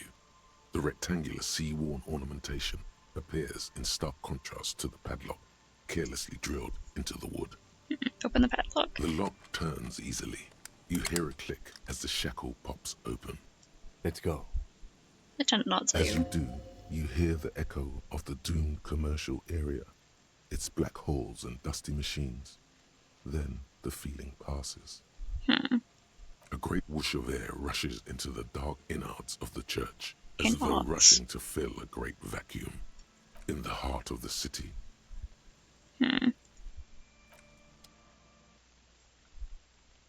Well, dang. Where am I?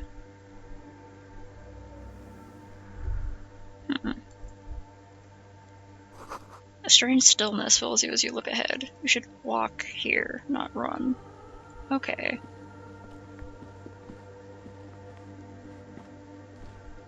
I should also get,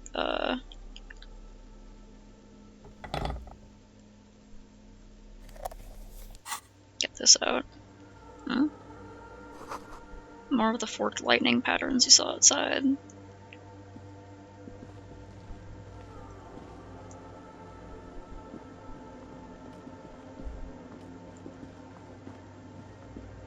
This grotesque wooden figure looks half finished. It's like it was being carved out of the thing. Out of the support beam.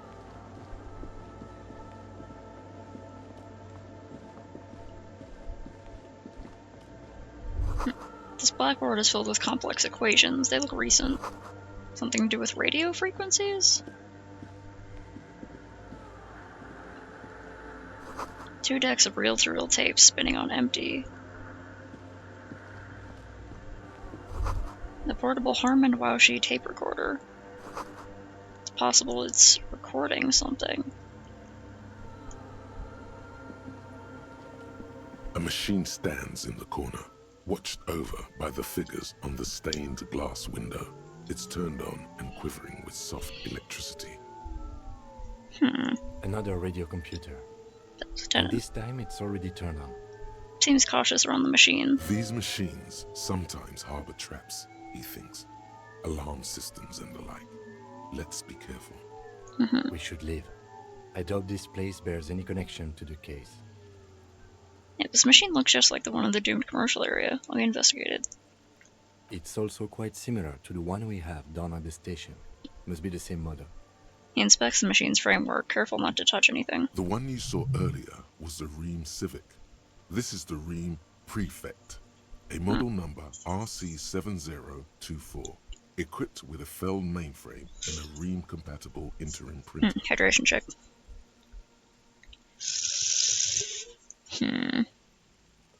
Step behind the computer. You see fluorescent play and print buttons on the keyboard. A hatch connected to the central compartment is wide open. The lieutenant says nothing. You see the machine's glowing frame reflected back from his diamond-shaped glasses. You're free to proceed. Look in the compartment. Behind the hatch sits a cube-like crisscross of filaments, smoldering in the dark like fireflies. Silver tape on the side says, in black marker, log, February to March. Another filament memory. Press play to talk with the repeater. Let's press play. The speaker comes to life. Static seeps through the machine's planar magnetic driver. An old lady greets you. Her voice sounds 100 years old. Good afternoon. Votre accident on Saint-Brun. It's her. This is the East Insulindian Repeater Station 1. Please repeat. Is this the personal log? It's the same old woman you spoke it's the same one. Through the radio computer in the doomed commercial area. It's inside the core, but the tape on the filament just said log February to March. Fortress accident, like the one in doomed commercial area. What are you, a machine or are you alive? Good. Please repeat the password. I still don't know the password. Let's look around. There's no use trying to guess the answer. I don't know the password. I will register this login attempt. Okay. Fortress accident. Is there anything else I can do for you today? Okay. Thanks. Goodbye, Fortress accident. She says as her voice disappears into a whirl of The static. machine's keyboard is still illuminated, revealing fluorescent play and print buttons. What happens if I hit print? Nothing happens. Okay. What is up with this radio call center thing?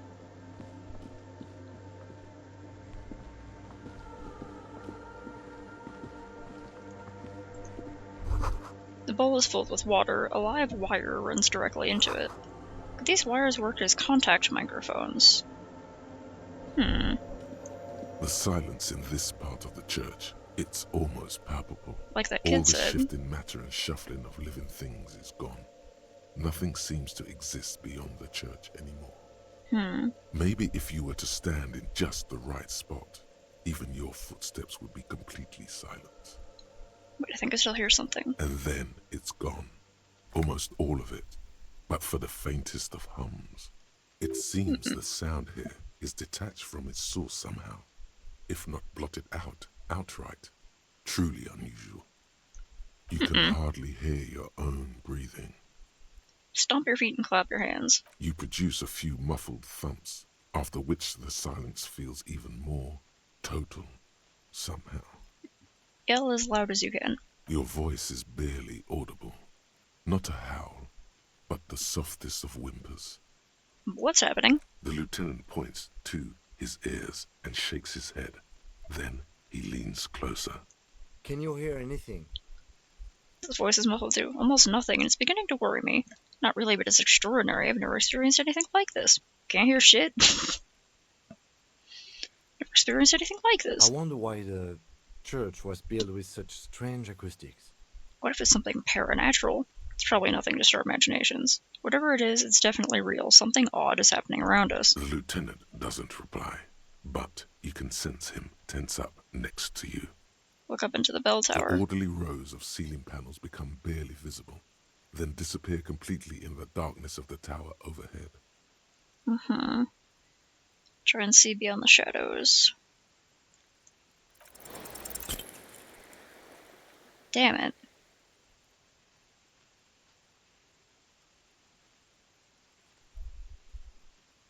Why is this place so fucking huge? Just darkness without end. It makes your head spin. Try to make out something, anything. There's nothing. You're dizzy and disoriented as you see dark and more dark rising. Creepy. Officer, what are you looking at? He follows your gaze, attempting to see whatever it is that you are seeing. What's the darkness like? Filled with vague shapes of woodwork. The sense of a great height. Blink. Oh. You see something hanging from the rafters, looking straight at you with dark eyes. Maybe it's possible to talk to it. Yeah, who are you? Hello? Is that a man? Looks more like part of the carpentry of the building came alive and is now studying you intently. The Crab Man. The Crab Man? Hey, who's there? This is the police. Show yourself. Say nothing. Be quiet for now. Are you the Crab Man? Who's there? The man leaned forward a little, fixing you with a steady, unreadable gaze, then speaks. Habitual alcohol use has made you into a scared little pussy, Holmes. But don't worry. Everything's gonna be alright. You come to the right place. Right place for what? Here you can receive the mother's love. And when you're ready, she will take your hand and lift you out of the despair at the bottom of that bottle. Okay. This man is obviously a habitual narcotics user. Do we really need to question him? The lieutenant whispers to you quietly. Maybe he knows something, I I'm don't put know. off by this religious stuff, he thinks. And maybe the ceiling climbing, too. It's all very hard to square with the lieutenant's own view of reality. Hey, and what was that about the bottle again? You haven't even drank that much lately. Lay off it already. Shish. Yeah, I guess I have a bit of a problem. It's been getting out of hand lately, but... I'm a policeman. I need to talk to you about police things. I don't know anything about alcohol use. Oh, hell no. Run away. Está crudo, way. I see deep inside you. Your body and your spirit are suffering greatly from overindulgence. Indulgement? And you don't even know it. Great. We're patronizing. So original. No, I'm very in touch with my suffering. How do you know what I'm feeling? I'm actually here on behalf of some young people looking to establish a nightclub. I know it's hard to admit that you have a problem. I was like you once. Couldn't take an honest look at the damage Albino was doing to my mind and my spirit. You know, actually, since we're here, you may want to pay attention to what the ceiling climber is saying. Ah, you're right, man. If the lieutenant agrees, then maybe, just maybe, you should pay attention. For some reason, I feel like you have a point there. Adjust your tie. Who do you think you are? Some crazy guy under the roof? What is this shit? You know, alcohol is central to my identity. I just think I wouldn't... If I wouldn't drink, I just wouldn't be me. That is legit how some people are. This is stupid. I don't even know what this is. That's all well and good, but we need to talk about the unlicensed occupation of ecclesiastic property. I feel like you got a point there. Don't trust me. Trust the mother. I'm only the messenger, Holmes. His voice echoes in the cold air of the church. This is the Church of the Mother of Silence. You are welcome here. Okay, how do you get the noise to do whatever it's doing? He sways gently on the beams, waiting for you to take it all in. You have no idea what the fuck he's talking about. Is he just trying to throw you off your game? You must be the Crab Man. Some ravers want to turn this place into a nightclub. Do you know where the other spooker is? Point to the strange machines around you. Okay then, thanks. Must be the Crab Man. I never known myself to be a crab. But if that's the name you got for me, I won't stop you from using it. To be fair, it's really more like a spider. That's what I was thinking. If you're not a crab, then what are you? Sorry, you just weren't moving like a human. Hey, it's your neighbors that came up with this name, not me. I always thought of myself more like a flame, flickering along the rafters and beams. Yeah, I'd still say Spider-Man. It may be that I gotta work on my technique. Yeah. That's not the only technique he's working on. Look at those carved sculptures. And is that a satchel of tools over there? Did you carve all sculptures here? Sure am. Whittling wood used to be something I just did to busy my hands. Now I use those same hands in service of something greater than my own restlessness. Alright, rub your chin. You've got some nice curves going there. You seem a tad derivative. You're promoting the objectification of women with your reactionary depiction of female bodies. Honestly, I don't get it. All these figures look half-finished. Got some nice curves going there. Seem a tad derivative. No, these figures look half-finished. Maybe I'll just say I don't get it so he can explain it to me. It's all just for the mother, man. No need to overthink it. Alright. What were you before you became a crabman and a woodcarver? I was in a gangway, but my memories of that time are fading. Most of them are already gone. Man, I haven't heard way used in a long time. Figure it's so many people losing their memory, a certain portent of doom. I lost my memory too, and it haunts me. I lost my memory too, but I like it. It's like I get to create a whole new me, start again from scratch. So you used to be in a gang, but you don't really remember it. Sounds convenient. Lost my memory too, and it haunts me. No, man. You gotta let that shit go. It looks as if he wants to pat you on the back. We'll fill you with rapture. Okay, who's the mother exactly? Do you remember your name, sir? Tiago's my name. But those syllables don't mean much to me these days. A name isn't just your identity, but also, so to speak, your place amongst your fellows. Your place in the world. I ain't got no use for such a place anymore. Okay. My name's Harry. Extend your hand for a greeting. My name sets me apart from my fellows. How often do you meet a Raphael Ambrosius Cousteau? I don't do names either. Names are out. I don't care what mine is. I'm trying to get Harry to, like, admit that he's Harry and stop running away from his past. That's just the thing, Holmes. None of that matters. He ignores your hand. His limb's a mere shadow below the ceiling. What are you doing here? This is a special place. There's a perforation in the world up there. A way out into nothingness. And now it's toward the This ceiling. church was built around it for purposes of veneration. I circled it, nurtured by the silence bestowed by the mother.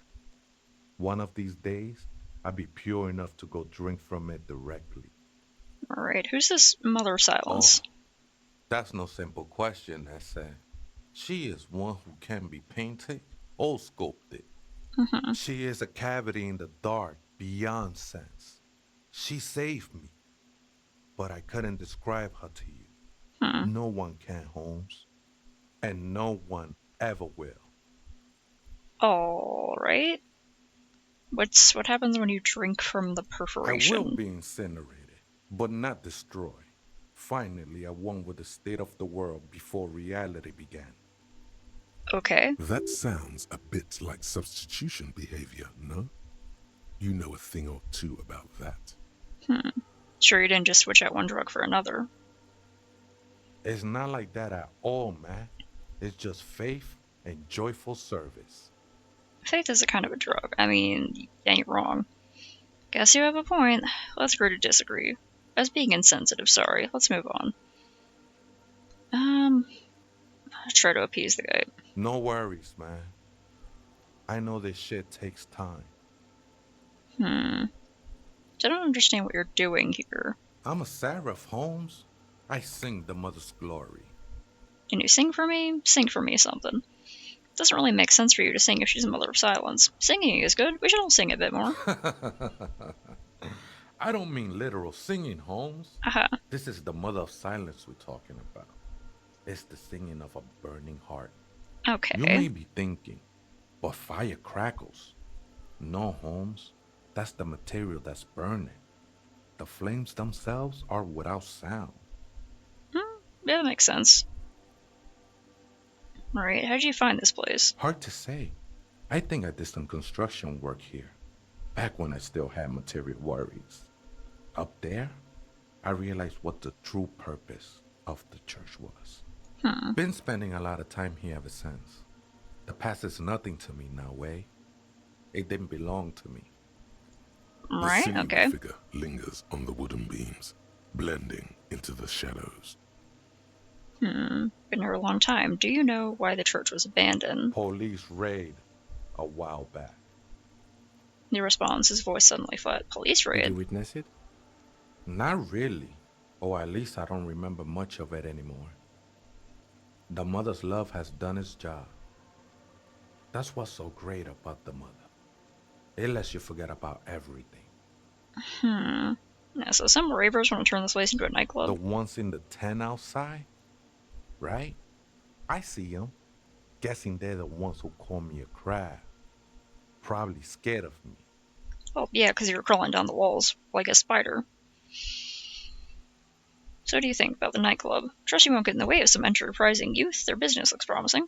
Turning a church into a nightclub, I have to say, it's a great idea. You should support it. Well, what do you think? Why not? They wouldn't bother me none. I'm usually way up there, imbibing. Ain't no music on earth that can reach where I go. Okay.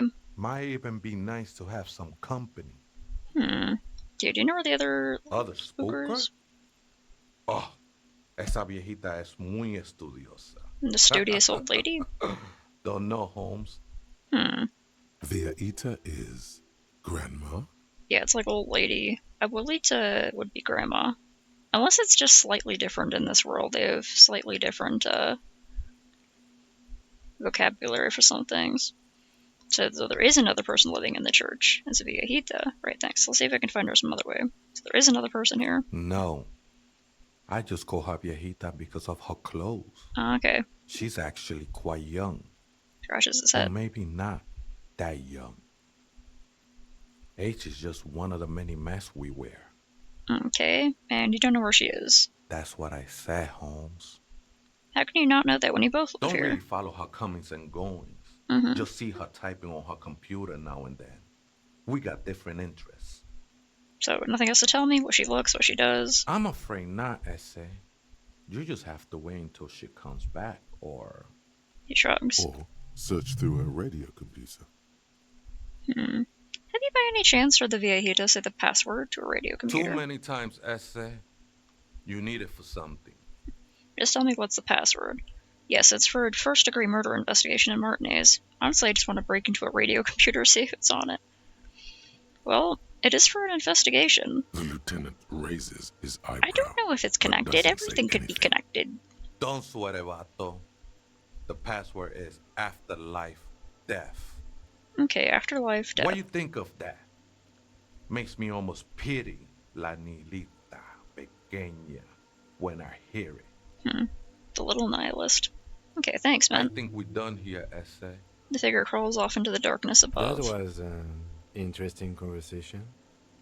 However, I'm still not sure how it's relevant to our investigation. Honestly, man, I don't know either, but what if it is relevant, you know? Pane of cracked glass, colorful. What is that? Mask banger silk scarf. +1 pain threshold. Frost has drawn flowers on the grass, obscuring the view. A figure has drawn in frost on the window, depicting a deer.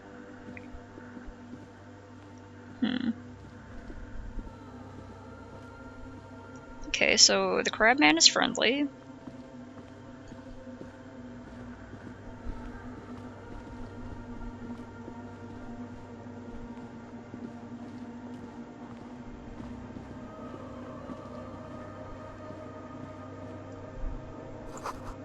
A spider has spun its web around this wooden carved pillar.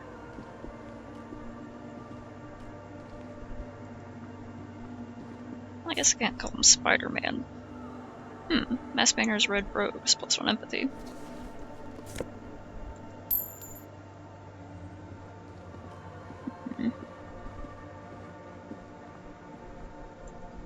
I can finally use the password. The machine's keyboard is still illuminated. The speaker comes to life. Static seeps through the machine's planar magnetic driver. An old lady greets you. Her voice sounds 100 years old. Good afternoon. I remember it. Accident on Saint-Brun. This is the 8th Insulindian Rapid Station 1. Please repeat. Is this the personal log? Okay, let's try this again. I have the right password for the personal log. Good. Please repeat the password. Afterlife, death. Good. I have unlocked the filament. After ending the call, please press print to access the filament. Okay. For trace accident, is there anything else I can do for you today? Like the one in the doomed commercial area. I have 2 machines registered to this company name in Martinez. One on Saint-Brune, the other on Rue de Saint-Ghislaine. Okay. Saint-Brune, that's the church. Lieutenant gestures around him. That's the doomed commercial area. Yeah. Anything else I can help you with? That's it, thank you. Goodbye, for trace accident. Thanks, ancient old lady. Is still illuminated. The printer prints out a long text document with dated paragraphs. It looks a bit like someone's journal. Read the printout. The first entry, made on the 4th of February, 51, by an unknown author, is short and concise. Arrived at the church. The door was boarded up, so I used the crowbar to get inside. Looks like the place has been deserted. Nothing out of the ordinary, but I'll ask around. Need to figure out how to get the electricity in. The lieutenant leans closer, scouring the printout over your shoulder. Just as you finish reading, he looks up, muttering under his breath. 4th of February. That's over a month ago.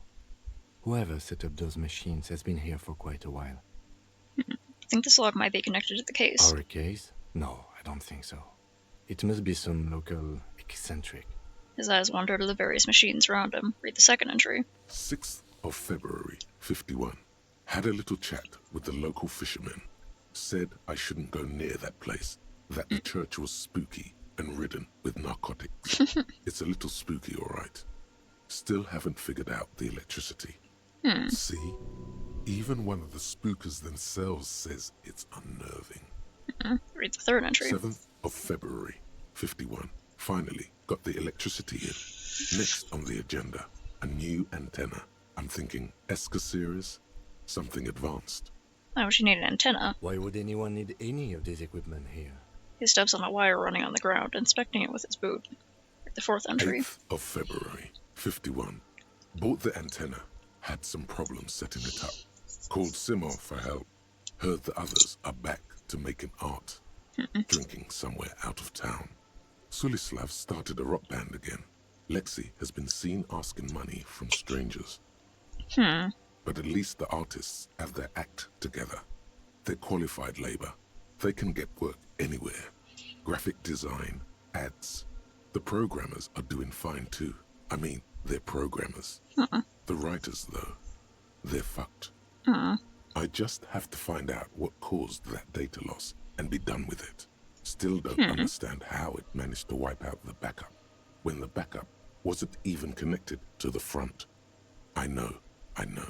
Everyone thinks it's impossible. They say I must be lying. I'm here to set it right. Is this the Fortress accident people? Were they, like, sabotaged? Data loss. Seems like something to do with radio computers. Unfortunately, I don't know enough about them to understand what the author is saying. Something about the backup data getting destroyed, and how everyone thought it was the author's fault. Just his glasses. Oh, the glasses! Was that what it meant that one time when there was like Harry was trying to make small talk, and there was a thing about like, did your dad also the eyes? And I was like, what? But he does wear glasses. Okay. She was so confused about that. Okay, artist programmers, Lexi, who are all those people? I think these people worked in the radio computer games business. The one we saw in the Doom commercial area. They must be her former co-workers. 12th of February, 51. Brought some food from the grocery store. Apparently, there's a strike going on in the harbor. Definitely not happy to see the Martinez people again. Everything's now set up in the church. Going to start working tomorrow, 8 a.m. The strike. He strokes We are his chin. nearing the date of the murder. Yeah. Keep Is there anything reading. about that? I'm interested now. I want to know what's that radio anomaly that sent this person here in the first place. Right? Told you it was interesting, or that you know that it might be attached to her case, maybe. 25th of February, 51. I've been sending data up to Lintel for a while now. trying to recreate the data loss, but nothing. Didn't even feel like logging in for disappointment. But I did discover a curious audio-spatial anomaly at the back of the church. I've named it the Swallow. It swallows sound. Need to get some mics.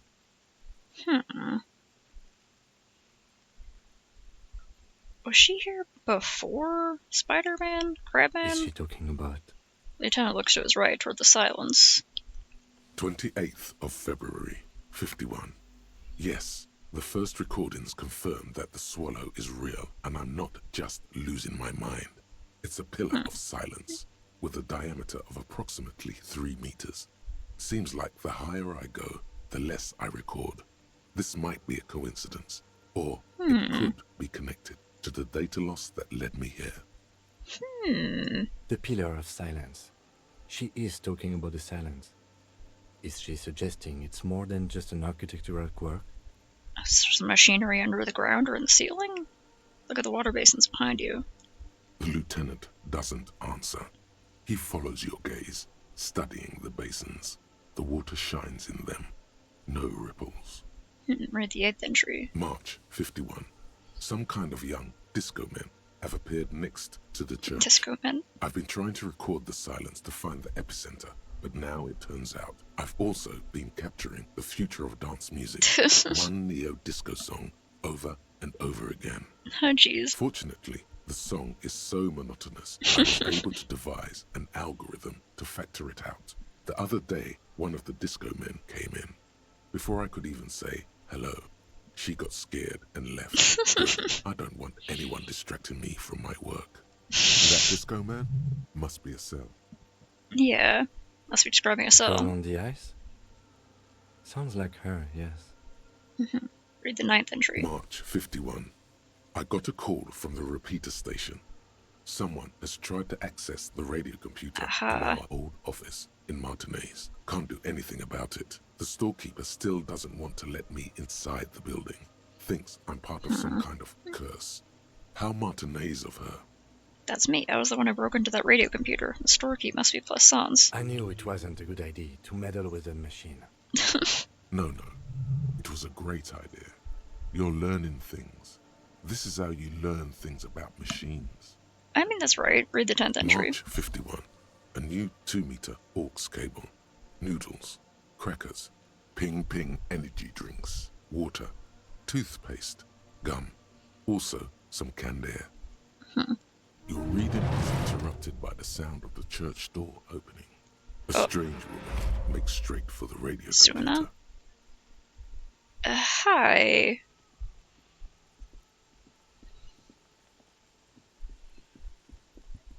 Hello. Breaking into my radio computer, I see. She glares at you as she holds down the off button for several seconds. The machine reboots. Yes, you are breaking in, but not into her radio computer. You're a master circuit bender. Oh, now at least we could just ask her directly. I do apologize for the intrusion, madame. We are with the RCM, you see. I can assure you I'm an expert circuit breaker. I'm not breaking into your computer. I'm using it to access Coalition military data links. We're here on a side case representing certain music venue organizers. We're not just breaking in. I'm pursuing a mysterious lead searching for my lost identity. You won't find any answers from here. She barely looks up from the keyboard. You hear the machine roar back to life. It's just me and my computer, and it has been this way for weeks. Now please give me some room. I need 2 seconds to see that you haven't destroyed anything. We should talk to her. The lieutenant after whispers. She has rebooted the machine. Yeah.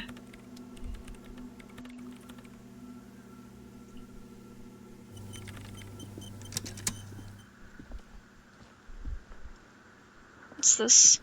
In white, silver, and apricot faience, the young mother of humanism stands above you. A crack runs across her body. She is impossibly tall, oval-faced and sad. A dark and radiant majesty. This is her innocence, Dolores Day. Okay. Cradled in her arms are a pair of glowing lungs, clearly visible from underneath her flowing dress. You should kneel.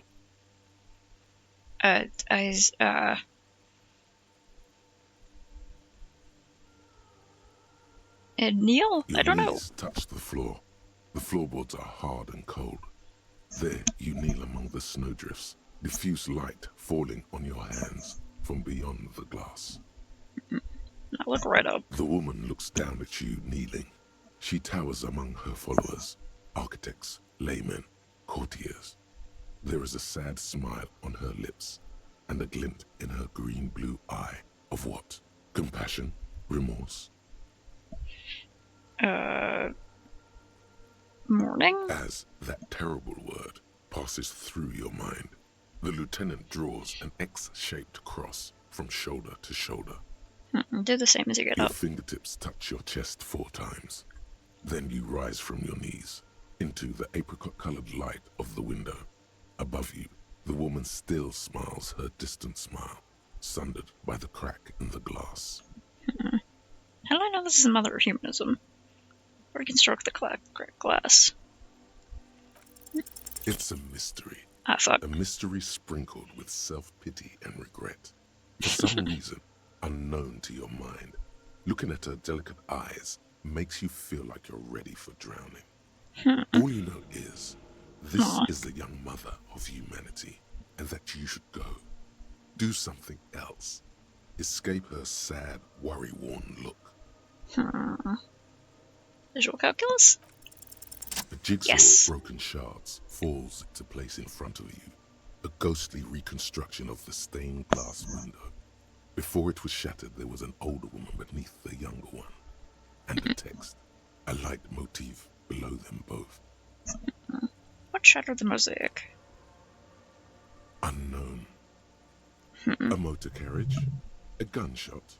Someone falling into it? Or maybe just hooligans looking for something to break? Who's the older woman? The escutcheon on her throne says, Irene the Navigator.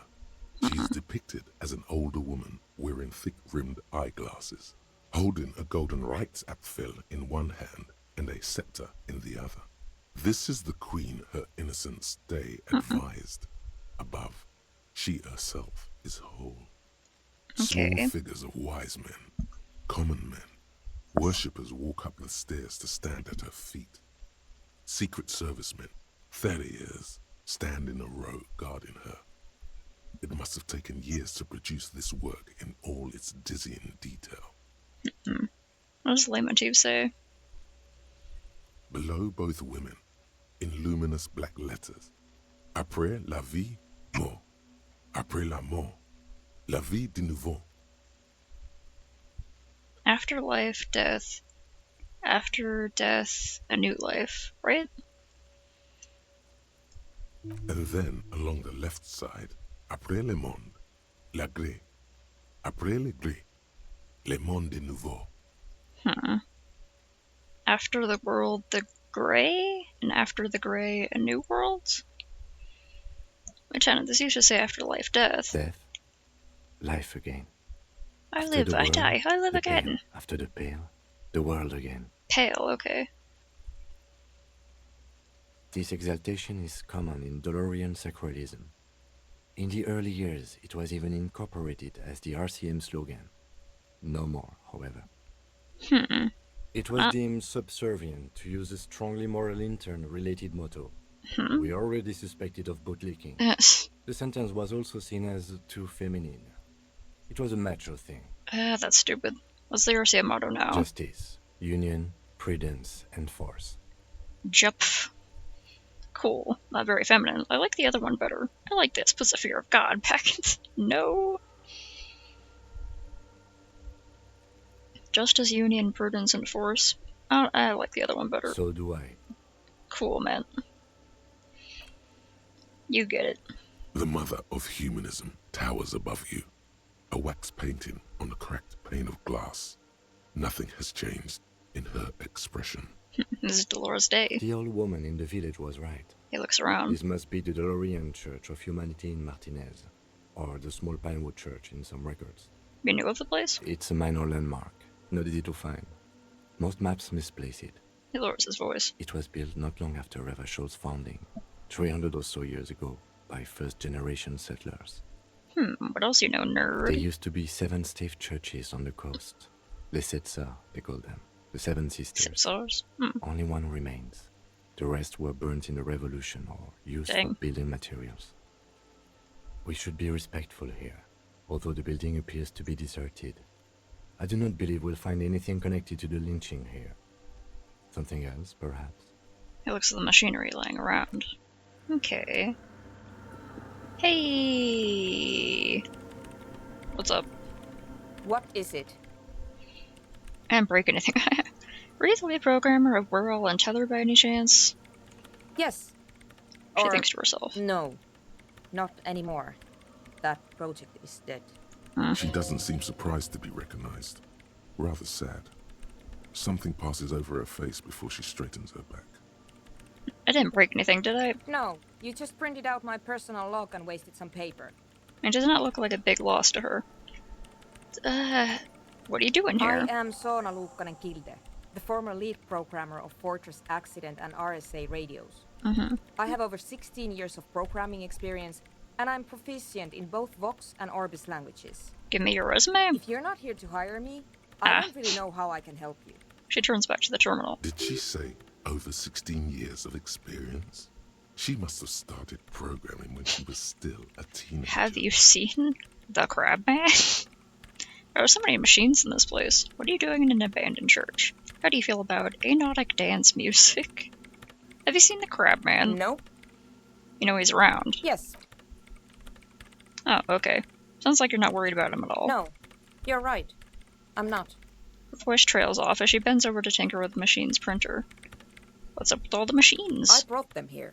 These are my machines. Please don't touch anything. Okay, what are you doing with your computer? I'm working. Alright. The machine seems almost alien with its pulsing core. The light casting her face in a strange shadow. Working on what? Could you just shh for a moment? Or get to the point. I really need to focus on something. Okay. It's not just rudeness. It really is hard to concentrate on whatever she needs to do. And you're not helping. I'm very curious, what are the bowls of water about? They are connected to my RAIN prefect. Whatever you do, just please don't move them, okay? Thanks. Okay. Short and terse. There you have it. Whatever she's using them for, they're hers. Okay, I'll try not to touch anything. Next question. Great. She dwells back into the glowing terminal. What are you doing in an abandoned church? You really like those questions, don't you? There's a hint of amusement in her tired eyes. They're bloodshot. She really hasn't been getting much sleep lately, has she? You're occupying a public space. I need to know what you're doing here. I'm conducting scientific research here. You can't throw me out. She says, ready to stand her ground. Okay, what kind of research? I'm looking for the location of a 2mm hole in the world. Okay. Wait, what? She's Yeah, what? looking for a disruption in the radio waves. That's what her personal log said. The lieutenant raises his brows, but doesn't say anything. Is the hole connected to the data loss in your journal? Yes, that's what led me here. But I suspect it might be something a bit more complicated than that. She stares at the burnished antennas on a nearby table. Hole in the world, what does that mean exactly? Exactly.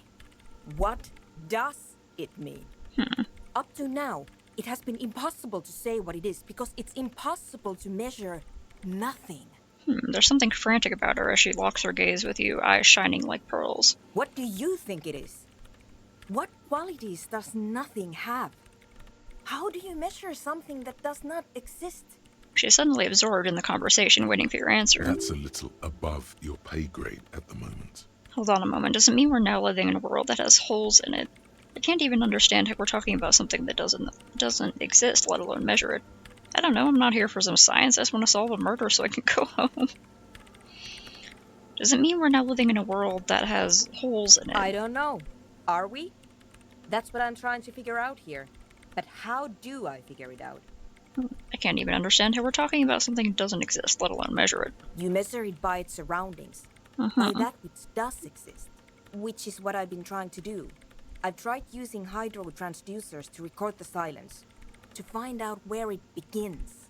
Okay. But honestly, it's not progressing very well. She grows silent, staring at her circle of basins. It looks like some ancient ritual. Do you have any idea where this hole might be located? Somewhere underneath those roof beams, I assume. She looks up, eyes trying to pierce the pitch-black heights above, but without much success. The Crabman was also talking about a perforation, so he knows about this. Only a faint crisscross of rafters can be made out from the dark, most of the tower disappearing into the shade. Strange things may flourish in the dark. Why there? There's this place at the back of the church, a place where all audible vibrations seem to decease. I've named it the Swallow, and the higher you go, the less you record. The Pillar of Silence? Are you sure it's not just an architectural quirk? Maybe, but it's oddly close to the physical coordinates of the data loss that led me to this place. This is where the Crabman lives. I know. You don't think the Crabman might be somehow responsible here? No, I don't. Okay. Why is the research not going well? Because it's just trial and error, trying to locate the Swallow, the exact point in space. And I don't have a... You know what? It would be really helpful if you could just stop talking and let me work. Okay, that's all I wanted to know about the scary 2mm hole in the world for now. Great. Thanks. Her hands are whirl on the keyboard. How do you feel about anodic dance music? What? I hate it. What are you, 40? It's the future of dance music. Same here, it just doesn't connect here, tap on your heart. Not like disco does anyway. Okay, that was quick. Why do you hate it? Maybe I'd have to be on drugs to get it, but to a sober mind it just sounds like uninspired rug whipping. No idea what it has to do with either dancing or music. Right. How do you feel about a club for anodic dance music? This is about those speed freaks in the tent, isn't it? I've got some news for you. It's not a nightclub they want to build here. She looks up, shaking her head. Yeah, I don't think they want to build a nightclub either. What do they want to build then? Take a guess, why don't you? A youth center would be nice. A petting zoo, a place for animals. Maybe some community space to help the elderly. I'm so convinced they want to establish a nightclub for anodic dance music. They said it's their dream. A youth center would be nice. I can't believe they got you so easily. I was joking. Talk with those up-and-coming entrepreneurs, will you? Thanks. Good luck. I'm not coming in there. Okay. I'll let you work in peace now. Oh.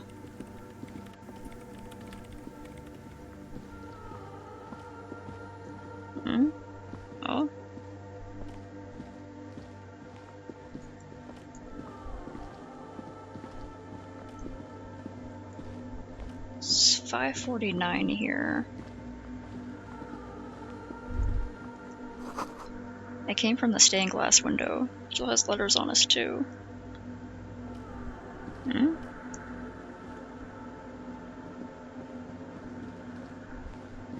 Huh.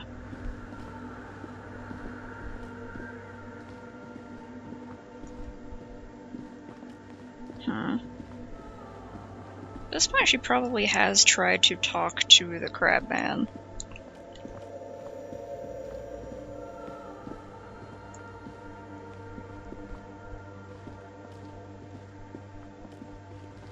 Might even be able to get the help from the kids outside. Because, like, they do seem to be interested in audio stuff. So, like, maybe she could employ them to help gather data?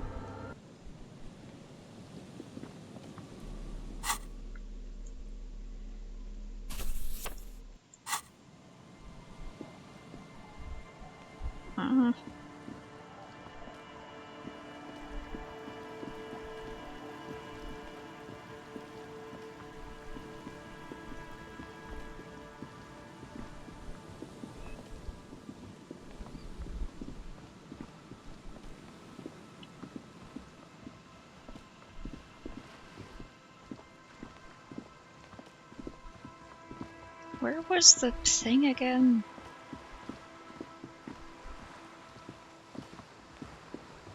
Okay, there's that, and then there's you. Hello. Hello again. Okay.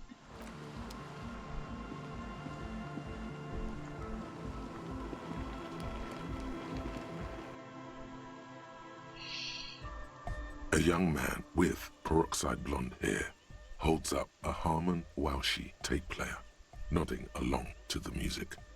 He looks at you with a knowing smile and says, as though you're supposed to be sharing some tremendous evangelical secret. Hardcore! Is it? It's hardcore! Just gonna keep saying hardcore, aren't you? Skibbity, skibberdanger. I am the rearranger. Could Cool, there be man. a right way out of this garden of forking paths, you think? I don't know. Hi again. So, how things going? You know, Noid has the signs. What's the deal with that egghead?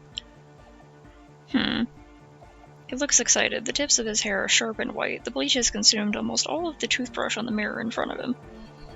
About the church, I checked it out. And? What happened? I talked to the crab man. Oh man! Who is he? What did you think? Seemed okay, to be honest, very spiritual. They gave me this odd lecture on alcoholism for rambling on about mother's love. You were right, he's a true narcomaniac. Anyway, he climbs. And the way he climbs, it was terrifying. He seems okay, to be honest. Really? Huh. Interesting. What's he doing in the church? Preaching and praying from the looks of it. Clearly enjoys the physical activity. The guy climbs like a freak. There's something sinister going on under the building's roof. I think he's getting high or something. Yeah, it seems like he's just doing his thing. Matter. Is he gonna be a problem? The paranoid young man mumbles gruffly. Yeah, Noid is right. Let's get back to the point. What are we gonna do about him? Just leave him. These guys will never catch him. You will never catch him. There's nothing to do. Of course he's a problem. He's a crab man. He keeps himself physically active, thinks spiritual thoughts, and doesn't drink. Who am I to evict such a person? As far as I can tell, he's not going to leave. He'll climb around up there, and you guys, you'll never catch him. Tell me you wouldn't mind the nightclub at all. I dunno, man. Doesn't it feel like a major hindrance to you?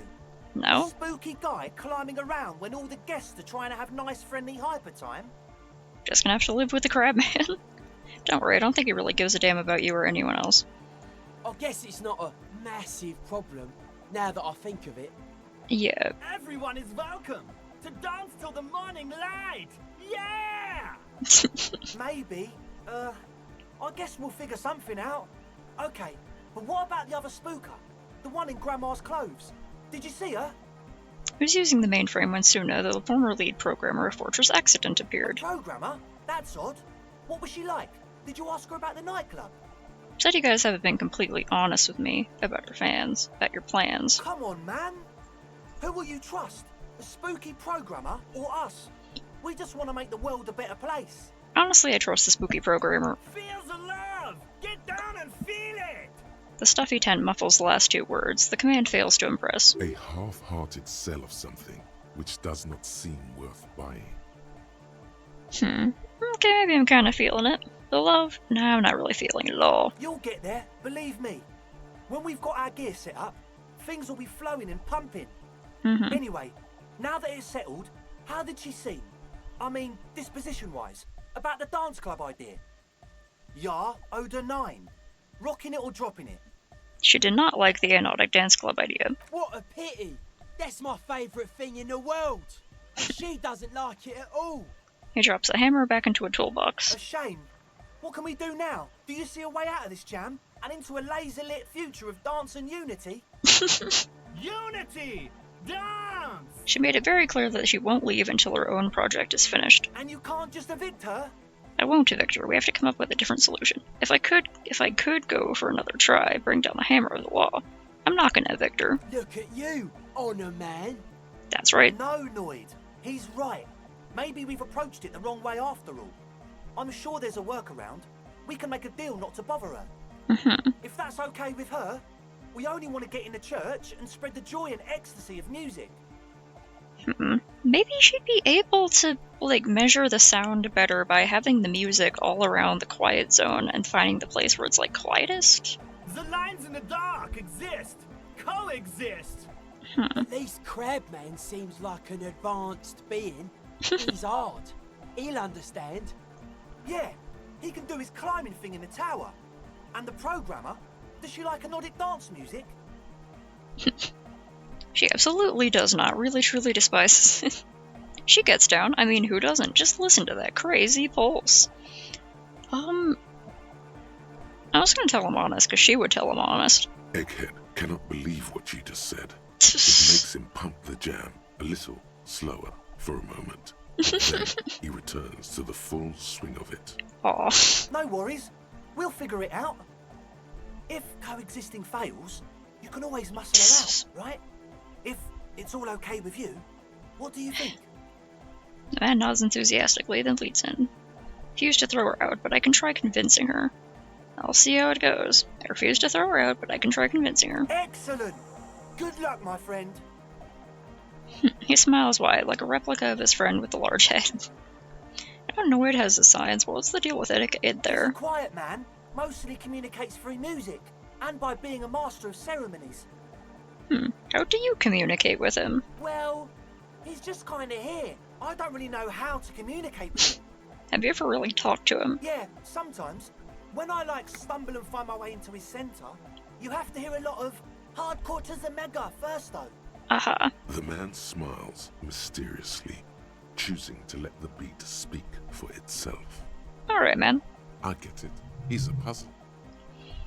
We talk about the church again. Alright.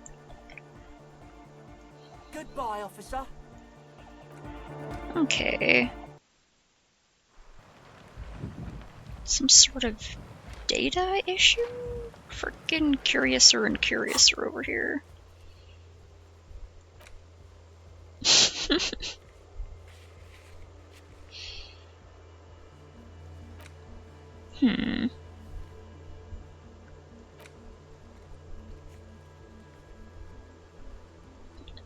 I do think Suna could probably use them in her experiments. Oh, yeah, I have to do that. I found my badge. Right? Wait, I found my badge. Do I have to, examine it?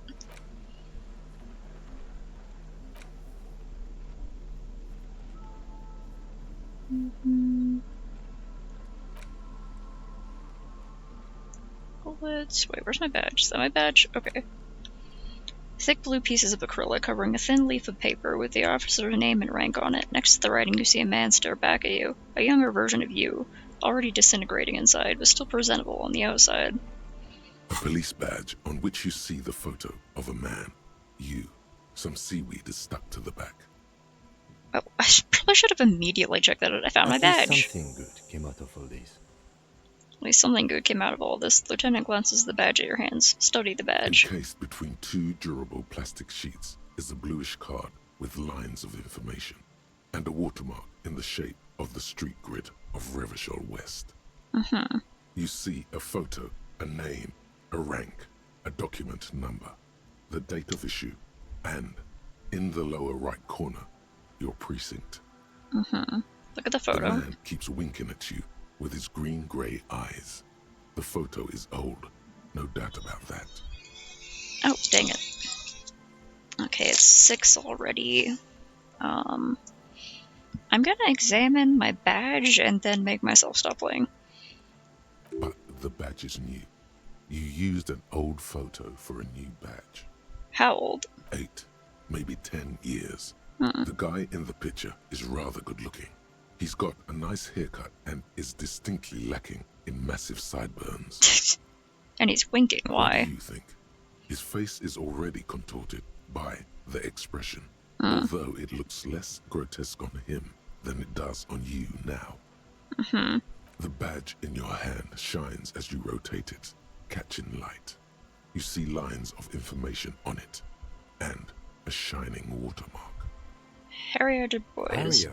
That's long for Harry. So you are Harry. Evrart was half right. Probably not a lot of people know your full name. Whoever told him you're Harry Du Bois didn't. Strange, it doesn't say Raphael Ambrosius Cousteau. What kind of name is Harrier? Harrier. But I don't want to be Harrier Du Bois. Harrier Du Bois it is. What kind of name is Harrier? It's a wartime name. Revolutionary. The kind mothers give their sons during troubled times. Like Undying or Boxer or Ironhide. It's meant to keep you safe. Aww. From bullets, hunger, shrapnel, kidnappings, and worse. You know what? Harrier Du Bois it is then. Pleased to make your acquaintance, Harrier Du Bois. He's not going to call you Harrier. He'll keep calling you officer when he's angry with you, and detective when he's not. Yeah. The badge in your hands shines. That's fine. He's very professional. Catching light. You see lines of information. Rank LTN to JFR. Lieutenant W. Freighter. Jefröter. What is Lieutenant W. Jefröter? The lieutenant is a rank above sergeant and below captain. It's the highest rank in the RCM that still does field work. I am a lieutenant. W. Jefröter. The title of Jefröter is added to your rank when you decline a promotion to a higher rank. In your case, captain. You have declined twice, thus you're W. Freighter. Okay, so I guess he wanted to keep doing field work. Declines. There are many reasons one would do this. The rank above you in your precinct's décomptage might be taken, or sometimes promoted officers do not want to replace their superiors out of respect. And sometimes they just prefer the type of police work available to their current rank, in your case, lieutenant. Okay. Heavy-duty case-solving machine. What's a décomptage? Thought my rank was drunk. Turn back. Décomptage is the hierarchical system employed by the Revachol Citizens Militia. It means counting down to twos. The lowest rank is junior officer, usually teenagers. Then there are the patrol officers, then sergeants, lieutenants, and then a captain. That's basically it, except for a few kings. What kings? Kings like satellite officers and the additional Freighter rank I already explained. Satellite officers? You are given the title of satellite officer if your partner is quickly promoted through the ranks and you rise with him. You don't seem to be a satellite.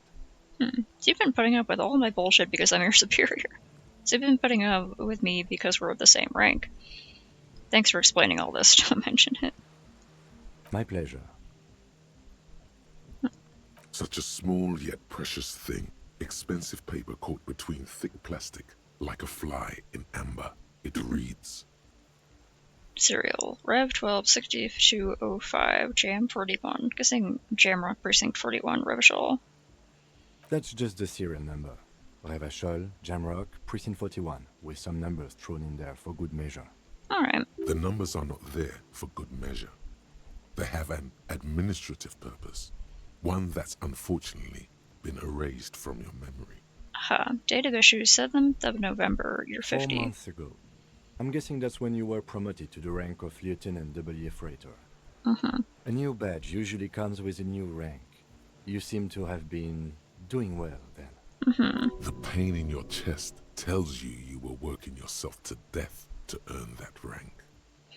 You're pretty sure you weren't doing well, but better? Probably yes. A lot can happen in 4 months, especially in winter. The winters are never easy on you. Of that you are sure. I know he's in Precinct 41. Yes, it's the designation of your precinct. 41, like mine says 57. The 57th is mostly industrial harbor, a lot of asphalt. The 41st is... He stops. What? It's a tough station to work in. You have all of Jamrock to cover. That district should have 3 precincts, but money is what it is. Dang, guess that's why I have so many cases. It's no wonder you are like you are, he thinks. But then again, it's a legendary district, and a hell of a station too. It must be an honor and a curse to work with people like Price, McCoy, Berdiaeva. Dang, we like celebrity cops? The badge in your hand shines as you rotate it, catching light. You see lines of information on it, and a shining watermark. Alright, set that away for now.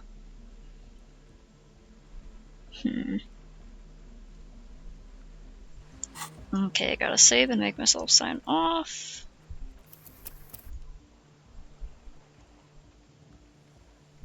Okay, so trying to remember what I have to do without looking at the case thing. So while I'm down here, I found the gloves that the kid had. I also found a nice new stuffed bird to bring back to guard, because he's been trying to fix that thing for a while with apparently no success. So maybe that'll be a nice little gift, and I'll like it? I don't know. I have to talk to Suna again to see if she's willing to work with the kids, because I think if she's recording stuff, she might be able to use their loud music to, like, really test how silent the Pillar of Silence is, but I don't know. Hoping I can push her in that direction. And I also have to find the cryptozoologist, let him know his wife is waiting for him. I'm gonna go back to the Whirling on this night. Just because I already paid for the room. I mean, I guess I could try to talk to the guy and see if I can get the money back. I'm kinda not expecting it. So if I don't get the money back, I'll just stay there overnight so, you know, he actually paid for the room. And then afterward I'll go sleep at the old lady's house. Okay, did I get everything? Can't continue now, I'm trying to keep everything straight. I gotta keep asking about that. Still looking for that key. Still looking for a sad tape. Okay, and I'm looking for J.M. Morrill. I'm looking for, not J.M. Morrill. I'm looking for the cryptozoologist and the lady driver. Okay. I have to talk to those other two about the youth center. Though honestly, I kind of want to go back and talk about what the youth center is, because honestly, I don't trust him to actually be making a youth center. Like, it might be. I'm not sure. It could help to, like, fancy the place up a bit, get people to go down there more, but now that I've actually been down here, it's just a strange area. Okay, anyway, I gotta go get ready to put dinner together in a little bit. Then I will... I have to go do some stuff tomorrow, and I don't know if I'll be able to stream, but... well, at least at my usual earlier time like this. Why can't I... Okay. Yeah, I'll try to let Discord know in advance. If I can or not be on at this earlier time, or if it'll have to be later, but it'll probably have to be later. Okay. Bye, snakes. If anyone else is hanging out, do your usual stuff, you know, posture, stretch, hydration, save your progress, etc. Okay, goodbye for now.